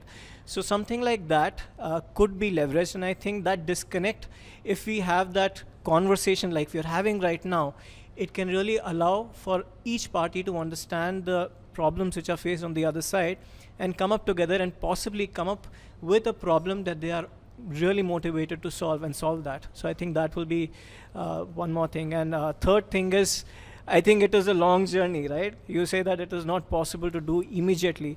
And as a faculty also, I've seen, sir, one of the challenges is that the faculty at an institute is really strapped up with a lot of things. Apart from the hours which show up in the schedule, those are the hours which you're actually performing. You are there in front of students, you're delivering lectures or doing lab sessions. But I think there is so much more. It's like an iceberg. You're just seeing the tip of the iceberg because there is so much more. So at times I think people feel overwhelmed and people are already inundated with so many things. So it becomes very hard to prioritize. How do you actually live up to your expectations, moral expectations at the same point of time? How can you deliver something meaningful and also take up entrepreneurship? And I think it is a very challenging thing. And people who have done it, I think hats off to them, because I've seen from first hand, I've seen what are the pressures that a faculty goes through. So I think being able to lend a hand and also help out and do some kind of exchange programs which allow also faculties to move out, experience different areas, would be really, really instrumental in being able to, kind of come up with these ideas and solutions to problems which, will really shape how the ecosystem is developing. So yeah, so there is sensitivity, and then how you can actually start building on top of the work which people have done before you. And I think if we can do that, bigger projects can shape up, and bigger projects can actually solve bigger problems. Yeah, that's it from my side. Thank you. Thank you. Great perspectives from diverse people. And I think the audience is getting a good flavor of this. Now we'll deep dive into specific category of questions, because people come from different backgrounds. So this question is for investors only. How do you evaluate the potential university-based innovations for investment? And what challenges do you typically encounter in this process?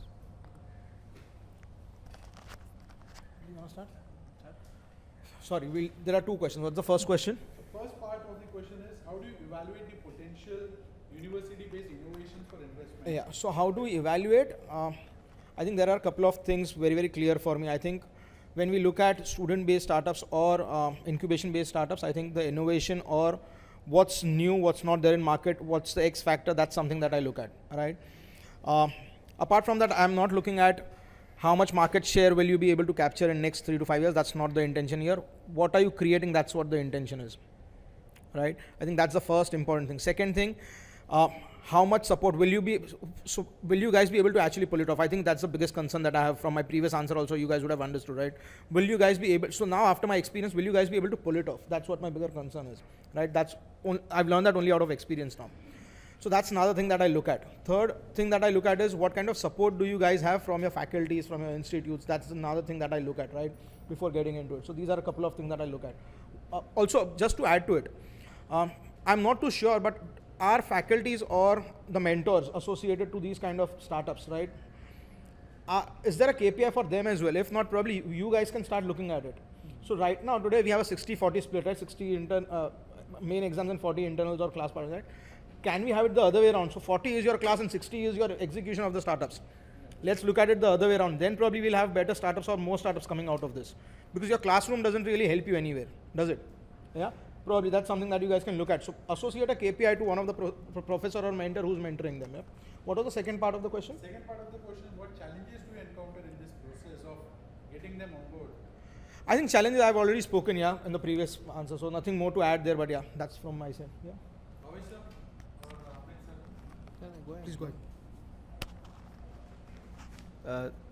I think it's a blended question, to be honest, when we say that how do we evaluate startups and what are the challenges that investors like us face. Now, problem with people like me specifically is that I am not a technocrat in the first place. I am a CA, so all I understand is numbers. If you are giving me something to evaluate in terms of a spreadsheet, a business plan, and I'm giving you $100, my expectation is that I should get at least 1,000 back. Or why should I invest in your business? As simple as that.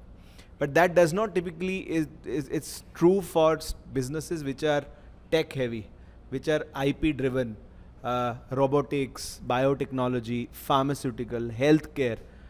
मेरे को तो वो technology समझ में नहीं आती है. So that's the first challenge that a person like me will always face.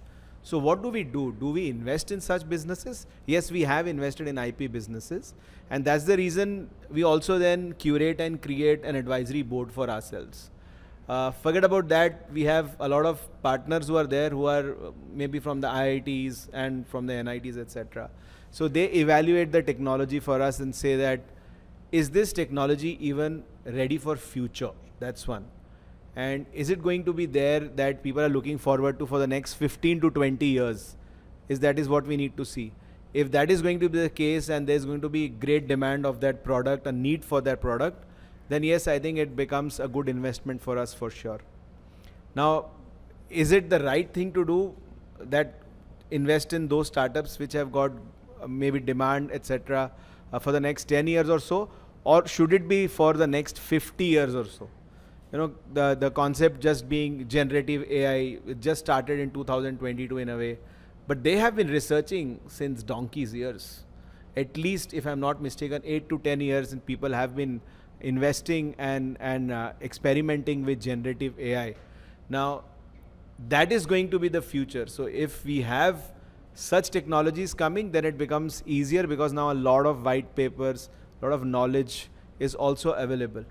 So we have the solutions, the challenges are there, but the only thing is we just need to ensure that we are taking care of those challenges. And even after that, if the investment does not do good or it fails, then I think it's just your luck, nothing else. So I think let's look at a perspective where, you know, as a university or as an incubator, okay, you have been focusing on creating IP-driven startup activities, right?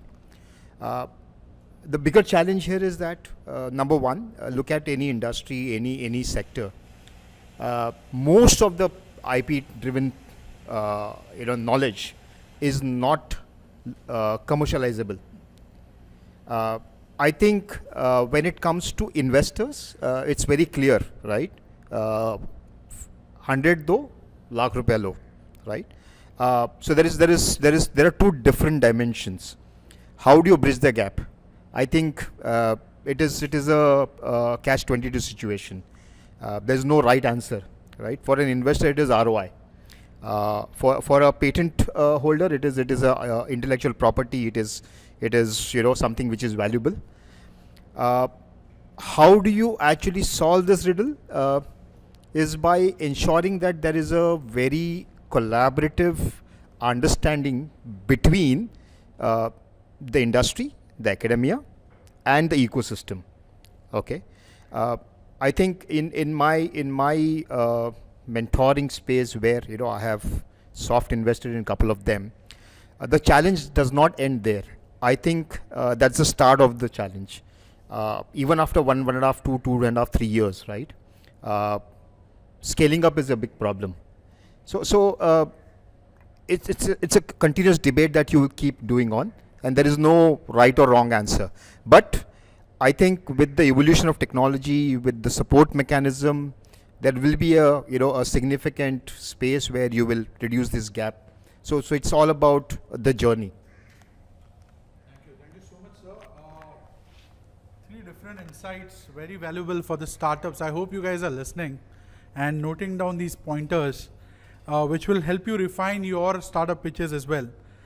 Now moving to the incubators in the house. So how can academic institutions can create an entrepreneurial culture which is encouraging the researchers to pursue commercialization of their innovation? And I'll start with Sachin ji. Like, what is your perspective? What is your take on it? So this is like, how can academic institutions like the IICs create a better entrepreneurial culture which is encouraging the researchers in that institution to pursue commercialization of their innovation? So they have already filed a lot of patents here, right? They have good numbers of patents. So what happens next? So basically, at University of Mumbai, I come up with one idea called Startup Clinic, right? So across University of Mumbai jurisdictions, in first phase, we are going to have 75 startup clinic across 7 districts, right? So what that startup clinic is actually doing for you. So that particular startup clinic is answering or mentoring you people to make you or to convert your research into innovation, right? And innovation to a startup. Perfect. So as far as the IIC is concerned, I personally congratulate team IIC.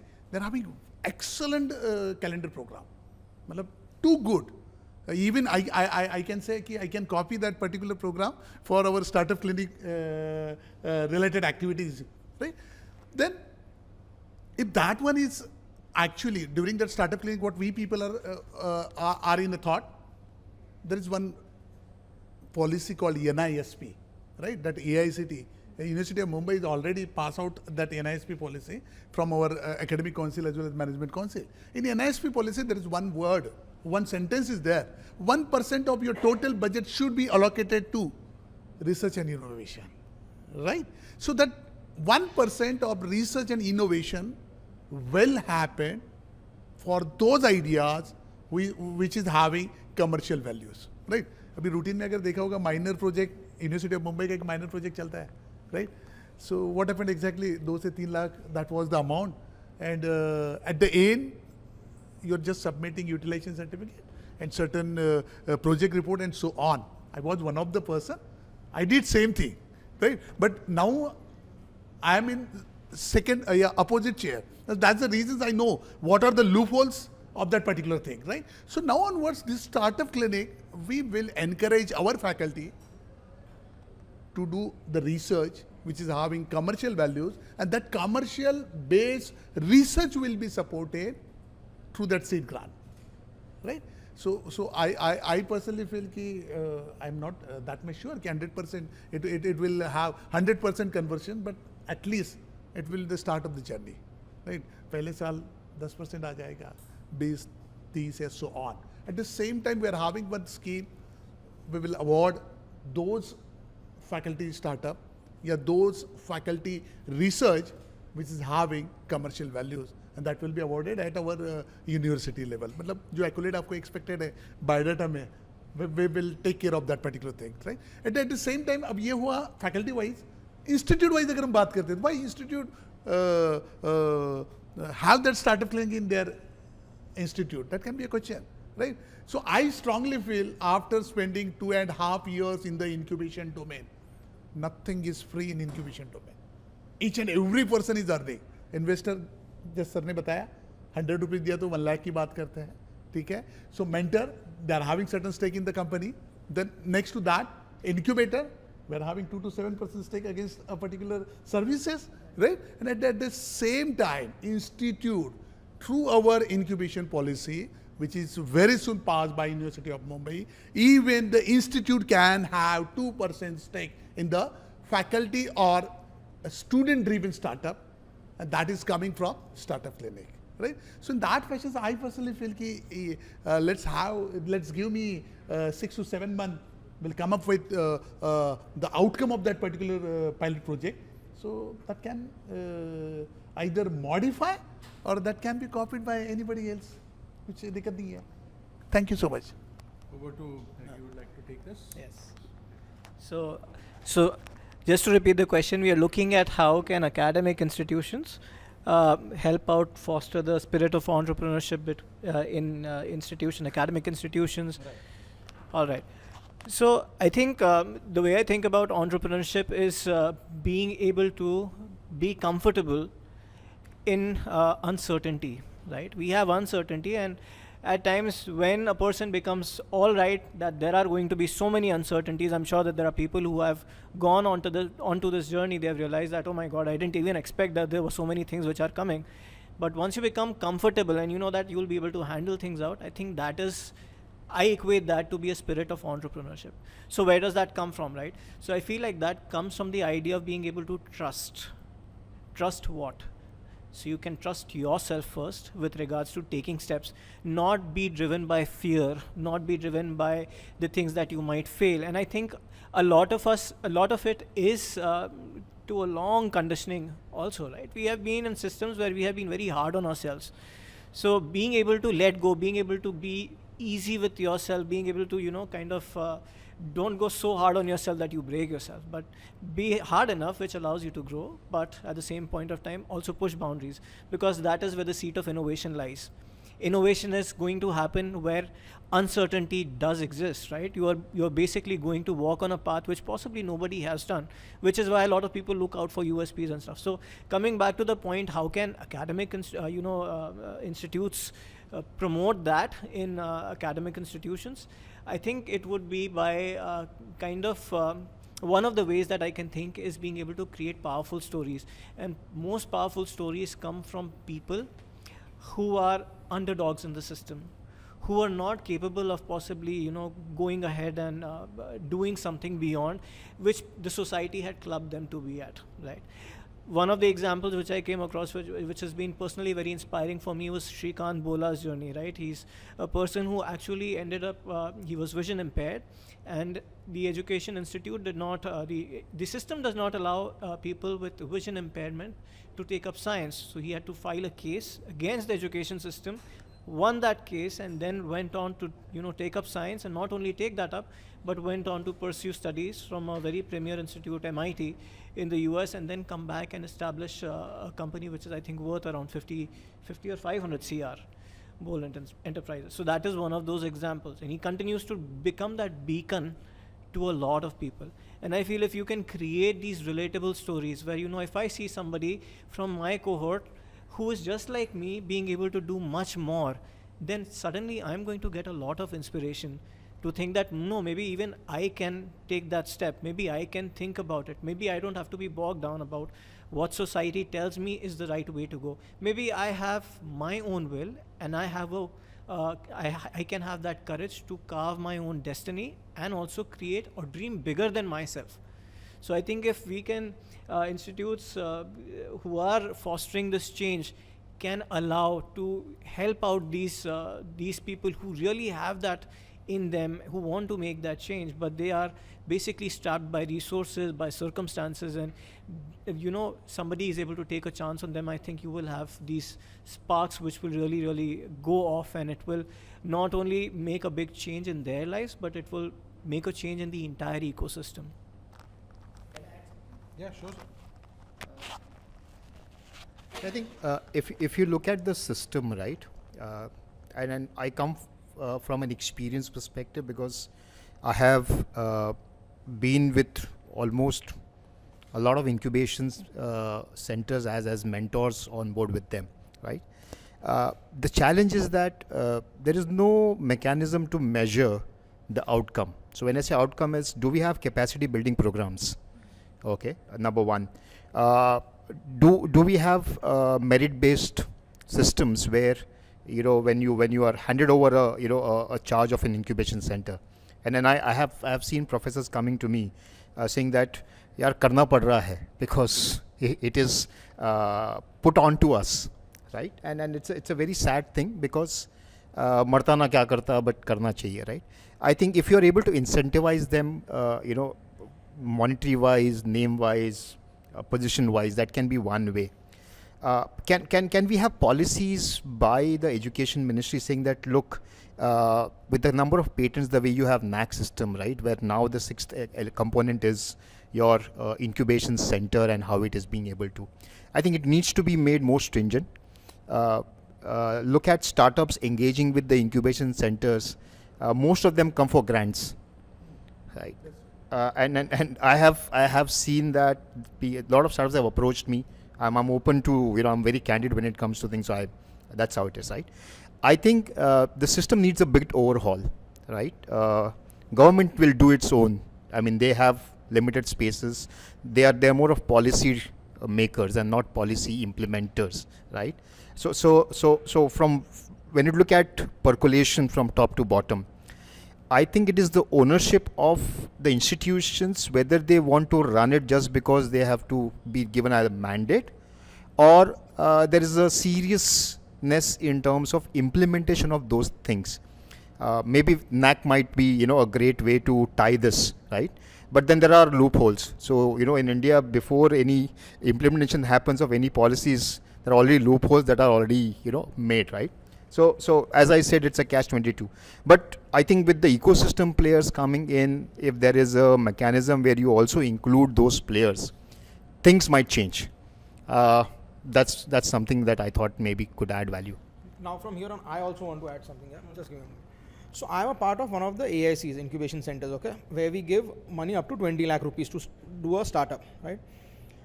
We've observed, so what we do is we don't give entire 20 lakh at one go. We give in 5 or 10 lakhs first tranche, okay? 90% of the people don't come back for the second tranche, even if it's 5 lakh rupee.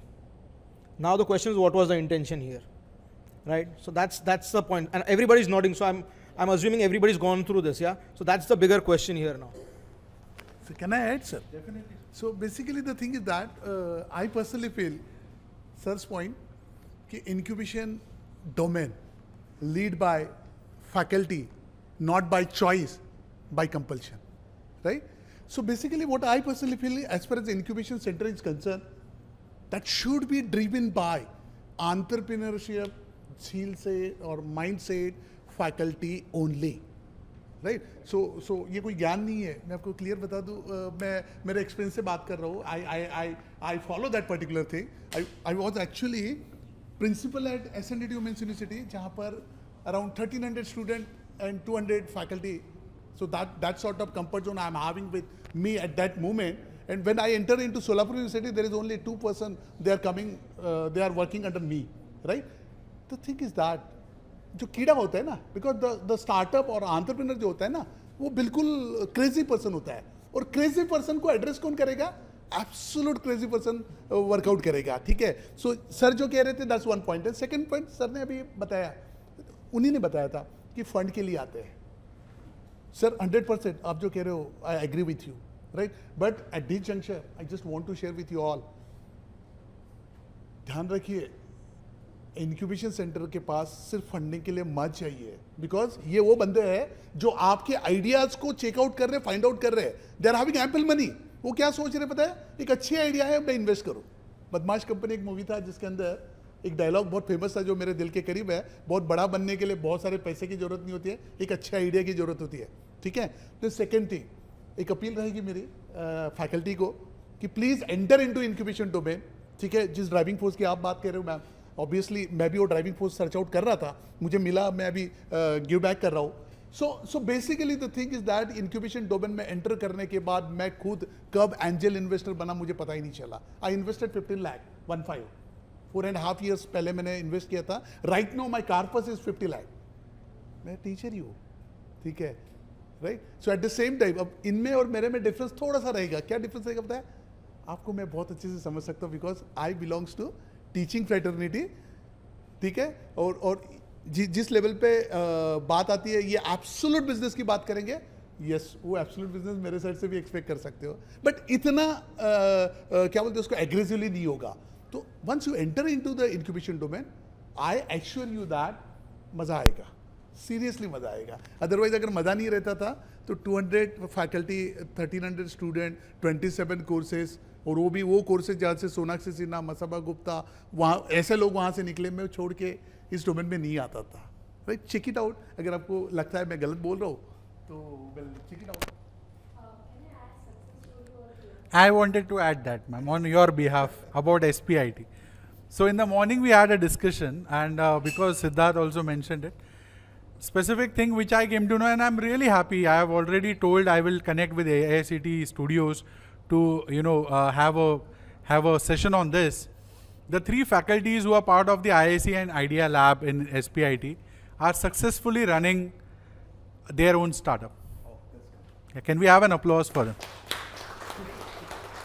So Rajendra ji, one of the faculties, we have Talile ji who spoke, during the inaugural keynote which he gave.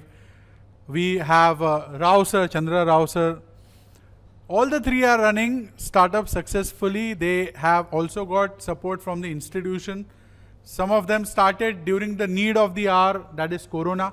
Many of the businesses started at that time. And they have got good. Some of them have 1 CR funding, around 1 CR funding. Right? So, I will also share one example which, an international example which I shared in the morning. One faculty from Germany came to India. His name is Professor Gunther Falten. And this is 25 years back he came. He was teaching in Free University in Berlin. In the search of good quality tea, that is Darjeeling Assam tea. Today he is the largest importer of Assam tea in the world, and he is delivering it across Europe. And he is a professor. First flush of Assam Darjeeling tea, you might be aware, 1 kg price. It ranges from 35,000 till 60,000 for 1 kg. And he is importing that across Europe. And partner is also professor, 80-20% stake. So, once you enter, and I also interacted with some of the students in the morning at the Idea Lab. I said, if you only focus and interact amongst yourself about job, you will land up in a good job. If you talk about further studies in a good, university, you will land up in a good university. If you talk about IP creation and technology transfer and startups, you might end up becoming a unicorn or a great startup in near future. So what we attach our thoughts to, we definitely kind of become. Okay. We are coming to the end of this interesting discussion. We had a wonderful insights, and this discussion will go on after the presentation of startups as well, because we are running out of time. Quickly, in 1 or 2 minutes, if you had to sum up, what is that one change, major change, if you had the power to decide amongst academia related to IP and tech transfer processes, you would like to do it? In 1 minute or 2 minutes, if you can briefly, sum it up.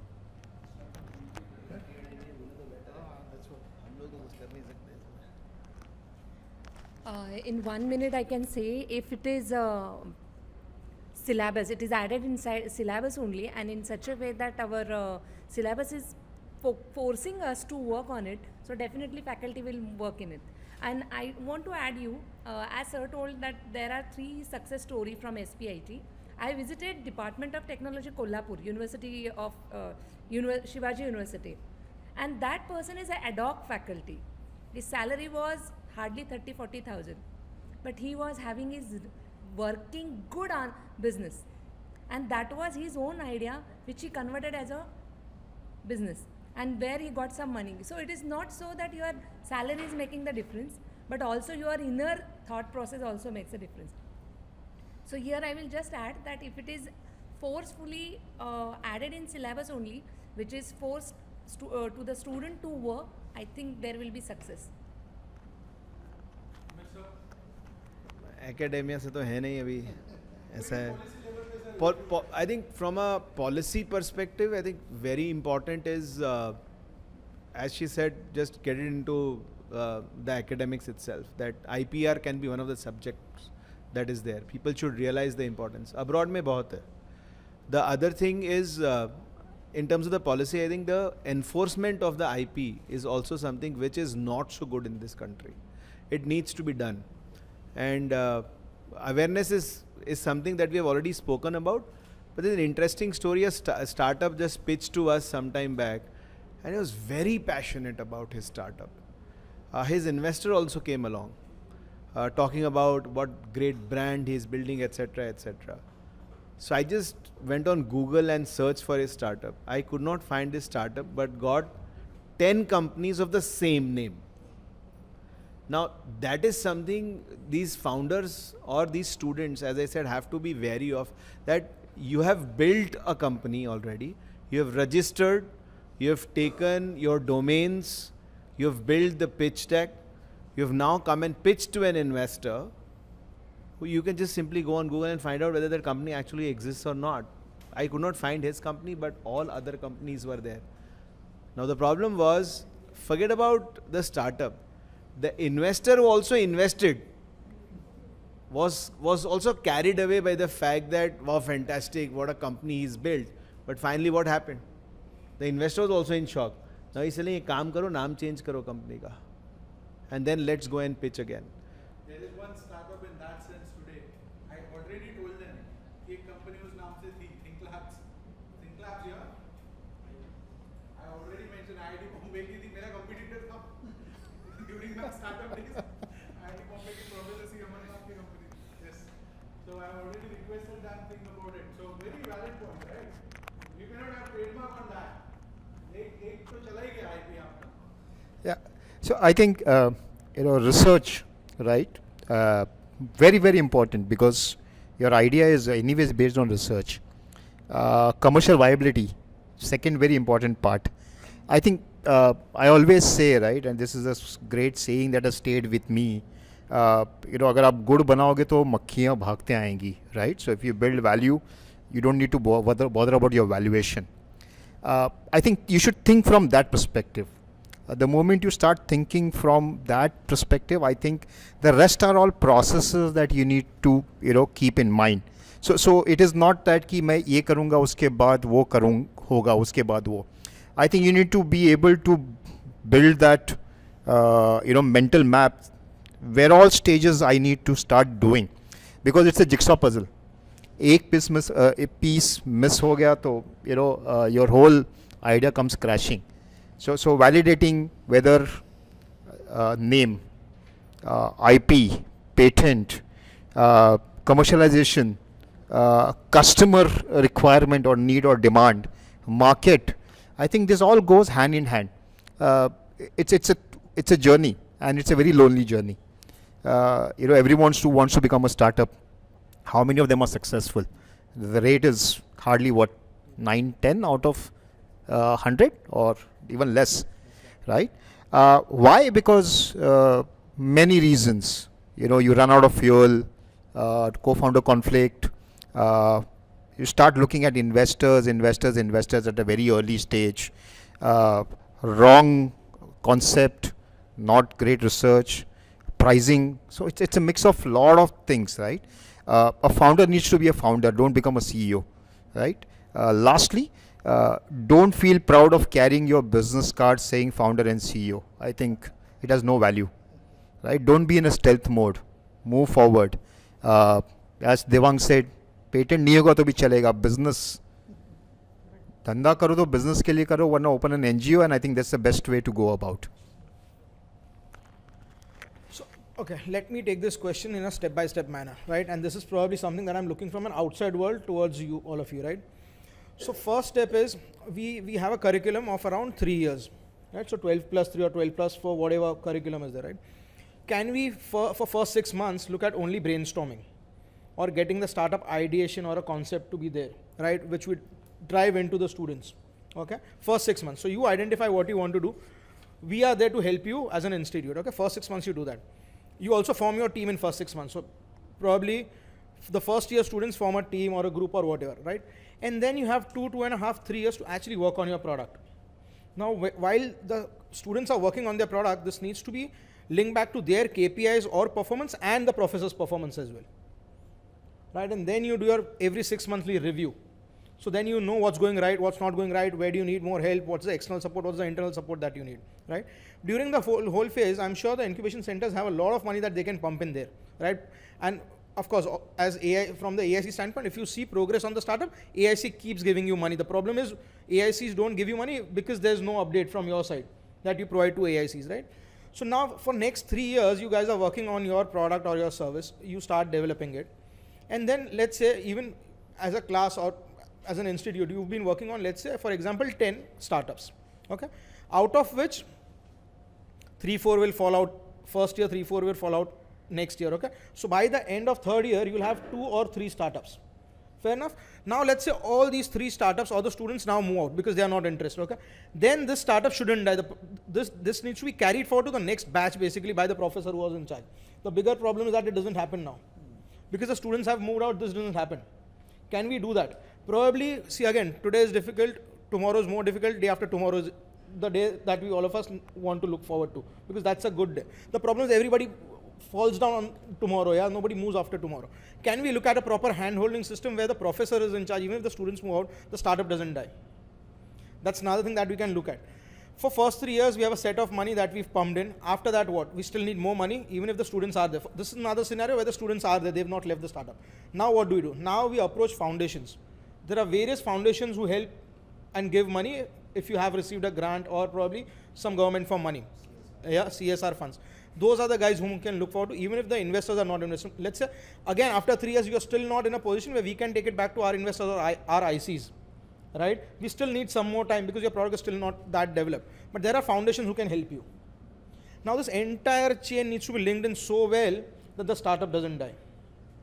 Only then we'll be able to have a perfect startup. And finally, all these things need to be linked back to the professor and the institute at the end of the day. So even at the end of 5 years, that professor has one good startup, right? With 2 or 3 different batches of students having worked on that startup together. I think that's a success story you guys have built. Yeah, but it needs to be continuous. Nobody should give up in between. That's where it is. Exactly, sir. आपने जो बताया ना, same thing. University of Mumbai through our MU Ideas Incubation Center, we are come up with a course called MBA in Innovation and Family Venture, where actually your thought will be fitted as such. The batch size is only 30. Fantastic. Right? So the thing is that what we people are addressing actually, just sir told, कि as such 2% is the percentage of success of startup which I read somewhere. 10 भी हो सकता है, मैं तो 2% सुना था, ठीक है? So suppose a person is failed in that particular startup after spending 2 years, so वो fail वाला stamp लेके निकलेगा क्या? 100% नहीं. He's come up with a degree called MBA. That's point 1. The second thing, at the same time, there is a maximum opportunity to get a job in the industry. Why? 2 skill set पे उन्होंने काम किया है. एक ownership, है ना, value for money and value for time. मुझे लगता है कि कोई भी ऑर्गेनाइजेशन पहले 2 महीना 3 महीना जो ट्रेनिंग देता है, it looks like to that वही करते हैं. राइट, मैं होंडा के लिए काम करता हूँ और मैं होंडा में काम करता हूँ, दोनों में difference, it looks like to that only. Right, so जो आप जो थॉट कह रहे हैं सर, उस थॉट पे सिलेबस फ्रेमिंग ऑलरेडी हो चुका है. Only thing next academic year will start that particular thing. So उसमें बेनिफिट ये होगा कि the incubation space will be properly utilize. Incubation में जो फंडिंग करे that will be properly utilize, and at the same time address to the problem raise by investor that can be address. मतलब यदि ठीक है सर 100 में से 2 को ही सिलेक्ट किया है और उस पर ही काम कर रहे हैं, तो probability funding की ज़्यादा better होगी. That's what I personally feel. Also, sorry, but I just want to add some more thing. There are incubation centers by private corporates as well, by the way. So if your startup is in line with an industry, so I have worked on one of the startups that is into water purifiers. They are AI-based water purifiers that they are into. Okay, so I patched them up with Crompton, because Crompton has their own internal incubation center, right? And I patched them up together, and those guys are doing fantastically well. Now the ownership of this was with the institute first, which has moved out and directly gone to Crompton now, right? So those guys will handhold you and grow you now. So we need to look at those options as well. Those options are available in market. All right, so I have one question for everybody who's sitting here. How many of you have had your last formal education degree at least 10 years from now, like before? Right? You can just raise your hands. So for instance, I completed my engineering, undergrad engineering in 2008. So that's kind of qualifies. So anybody who's been there more than 10 years, right? So typically, if I go back to my engineering days, and by the end of your engineering, you have your BE project. We create that, and that's a very valuable resource that we create. But when I think about what happened to my BE project, it is a black book thesis which is kept somewhere. I feel the system might have changed, considering that it's been a long time, it's been a while, right? So if there is one change which I were to think about applying, that is kind of create a push and a pull, right? If there is a pull from the other side, let's say that BE project topics were actually given by people from the industry, or some of these topics which are really, really solid problems which require solutions to come out. And if we can have that, and we can have students work on that, deliver it, they might just be able to see that what they worked on is actually adding a lot of impact in some aspect of the society. And I think once you're able to do that, automatically people start leaving that thing that, okay, fine, even if we did not know it from the get-go, we were able to build something there. We kind of let go of one of these blocks which was holding us back. And I think once we do that for a lot of students, then you have kind of set the ball rolling, right? You will actually have a lot of people thinking about what else can we do, and they might take bigger chances, they might take bigger challenges, and they possibly will be changing the entire ecosystem one bit at a time. Thank you so much to all the panelists. Can we have a huge applause for them? So the story does not end here. This is just, we have taken this discussion from this side to that side. When you go today, when you are traveling today, just ponder upon these thoughts. Exactly where we want to drive our nation. When we call Viksit Bharat 2047, it's not the government which is going to achieve it. It's the youth which is studying in the institutions. How are we going to handle them? How are we going to provide them the opportunities, the resources which are being talked about, and how we are going to handle them, right? And create a case study of our own. There are brilliant case studies which we are creating. We are breaking the barriers. We are going out of the colonization mindset of slavery, right? So I congratulate the panelists for giving such a wonderful insights to our audiences. After the pitch, I think we'll have some interaction with you all, right? And obviously the video is available. I will be sharing the summary of this with you. I will be also sharing this with the chairman and vice chairman of the AICTE once I go back within next 2-3 days. So you will receive a feedback about the key pointers what were discussed today. We will be open for your feedback about the panel discussion and whatever we discussed today, how we can take things forward. So once again, a huge applause for the panel here. Any questions? We can have one or two, because we all are getting late. The event is running at least 35-40 minutes behind schedule. One or two quick questions. Yes.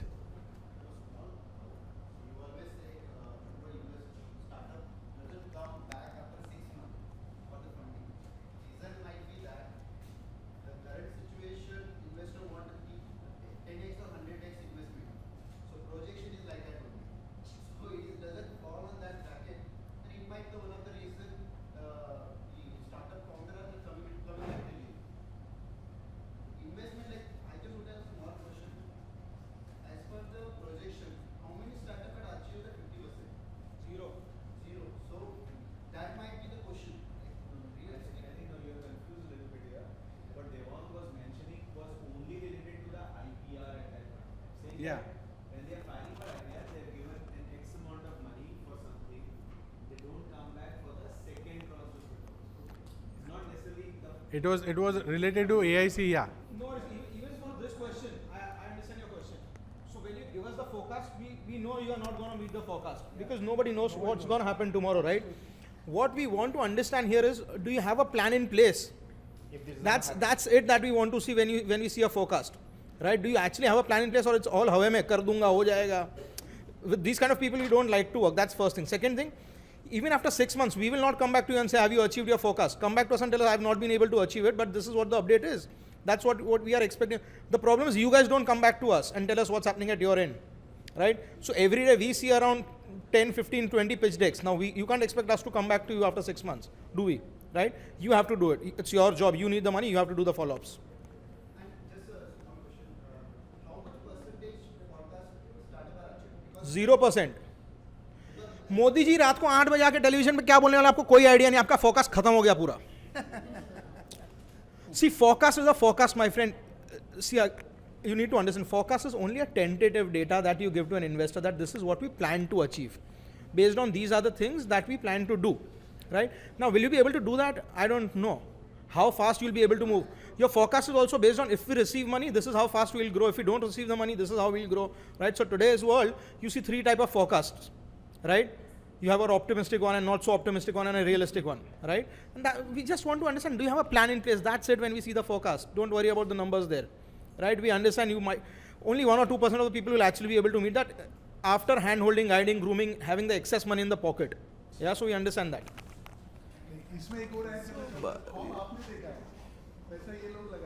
नहीं दूसरा, when you give projections to us, at least what I do, I anyways discount it by 50%. So if you say that you're going to be achieving 100 rupees of sales, I know you'll only do 50. So वो हम अपने आप mentally पहले ही discount कर देते हैं. So there is no chance that you'll ever be able to achieve that 100. और आपने कर लिया, fantastic. I think then the question can come, were you too conservative as well at that point in time? So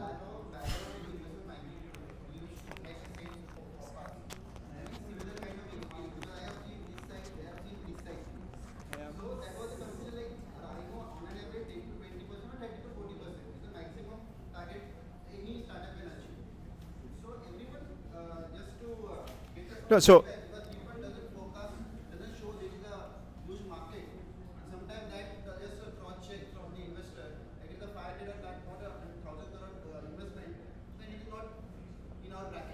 see, I'll tell you, a very classic example, right?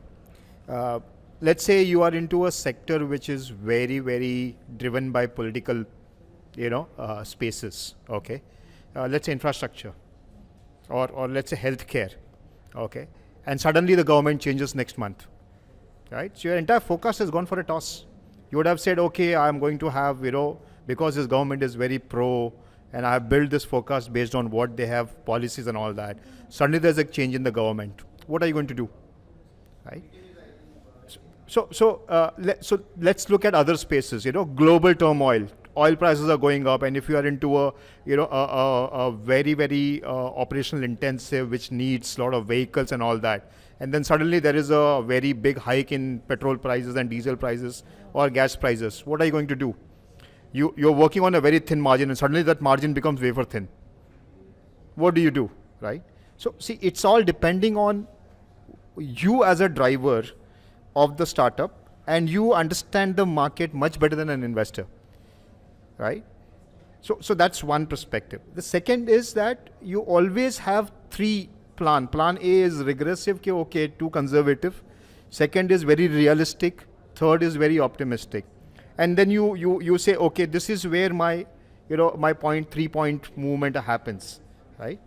As Amit said, right, we still discounted 50%. हमको पता है वैसे भी नहीं होने वाला है. Because we are not the drivers. गाड़ी आप नहीं चलानी है. हम सिर्फ fuel डालेंगे in terms of money, right? And anyways we have understood कि 10 में डालेंगे तो 1 जाएगा, 9 टैंक होने वाले हैं. That mindset हम लोग के पास already है, because that's a market. That's how the market is. That's how the institutions are built, right?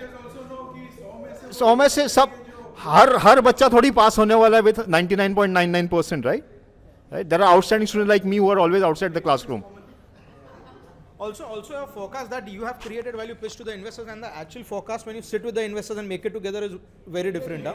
Very different. So after getting the money, when you sit to the investor बोलेगा next 6 महीना भाई आपने ये present किया तो सब कचरा है. This is what I want you to do now, because this is a help, support, guidance. This all comes from my side for free, right? So that's the growth hack that investors give you if you get a strategic one, of course. Yeah. So then a lot of things change. So forecast is only a document. Don't worry about it too much. Thank you, panelists again. Yeah, Aarti ma'am, can we, do the felicitation for the panelists? Only panel. We'll stand and take. Yeah. Before we do that, yeah, you can give. So yes.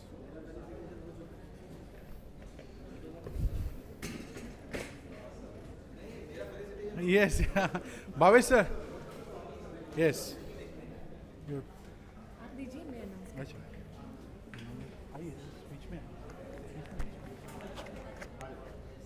So I request Umesh sir to felicitate Bhavesh sir.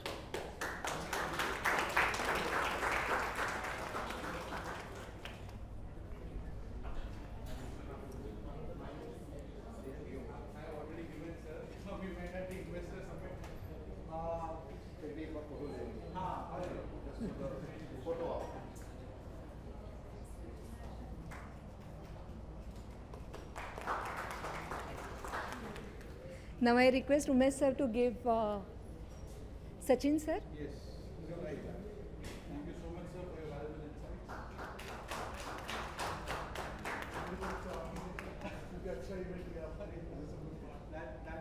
The onus is on the whole team of S.P.I.T. Can we have an applause for that? I had joined the sir for Idea Lab visit, and they had holiday. और उसमें मैंने ये plan schedule भेज दिया था. आरती ma'am का मुझे bombardment वाला कॉल आया था. सर आपने क्या किया है? मैंने शूट किया. She took the onus on her and she executed it with all the faculty, students. In Idea Lab, all the students were present with the ideas. That's all. Thank you so much, ma'am. Yes. Next, we would like to felicitate Devang sir. Devang sir. So, ये प्रथा भवन college की है कि वो तुलसी देते हैं, right? To all the people. Sir, this is for you. Yes, sir. That time I could not because.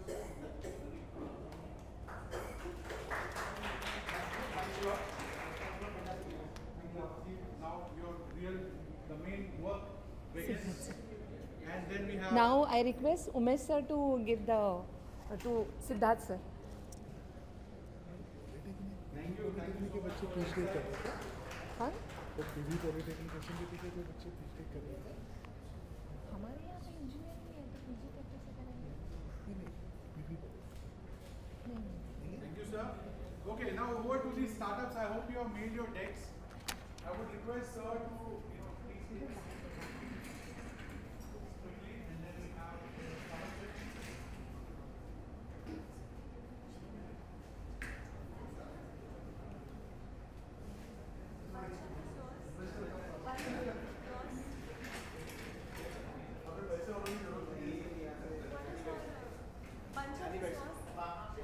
no, it was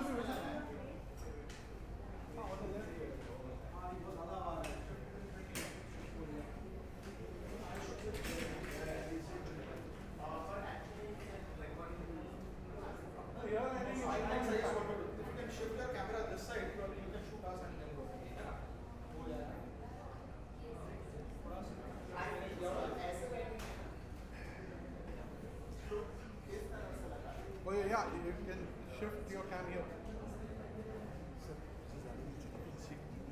Actually PhD university कर रहे थे.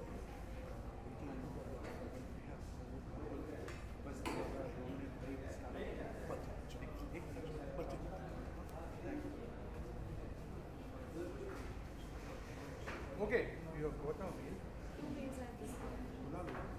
Aman Pandey and group, the startup Alpha X Aviations. Yes, please come on stage. You will have 5 minutes of pitch. 3 to 5 minutes of feedback. Yes. I'll give it.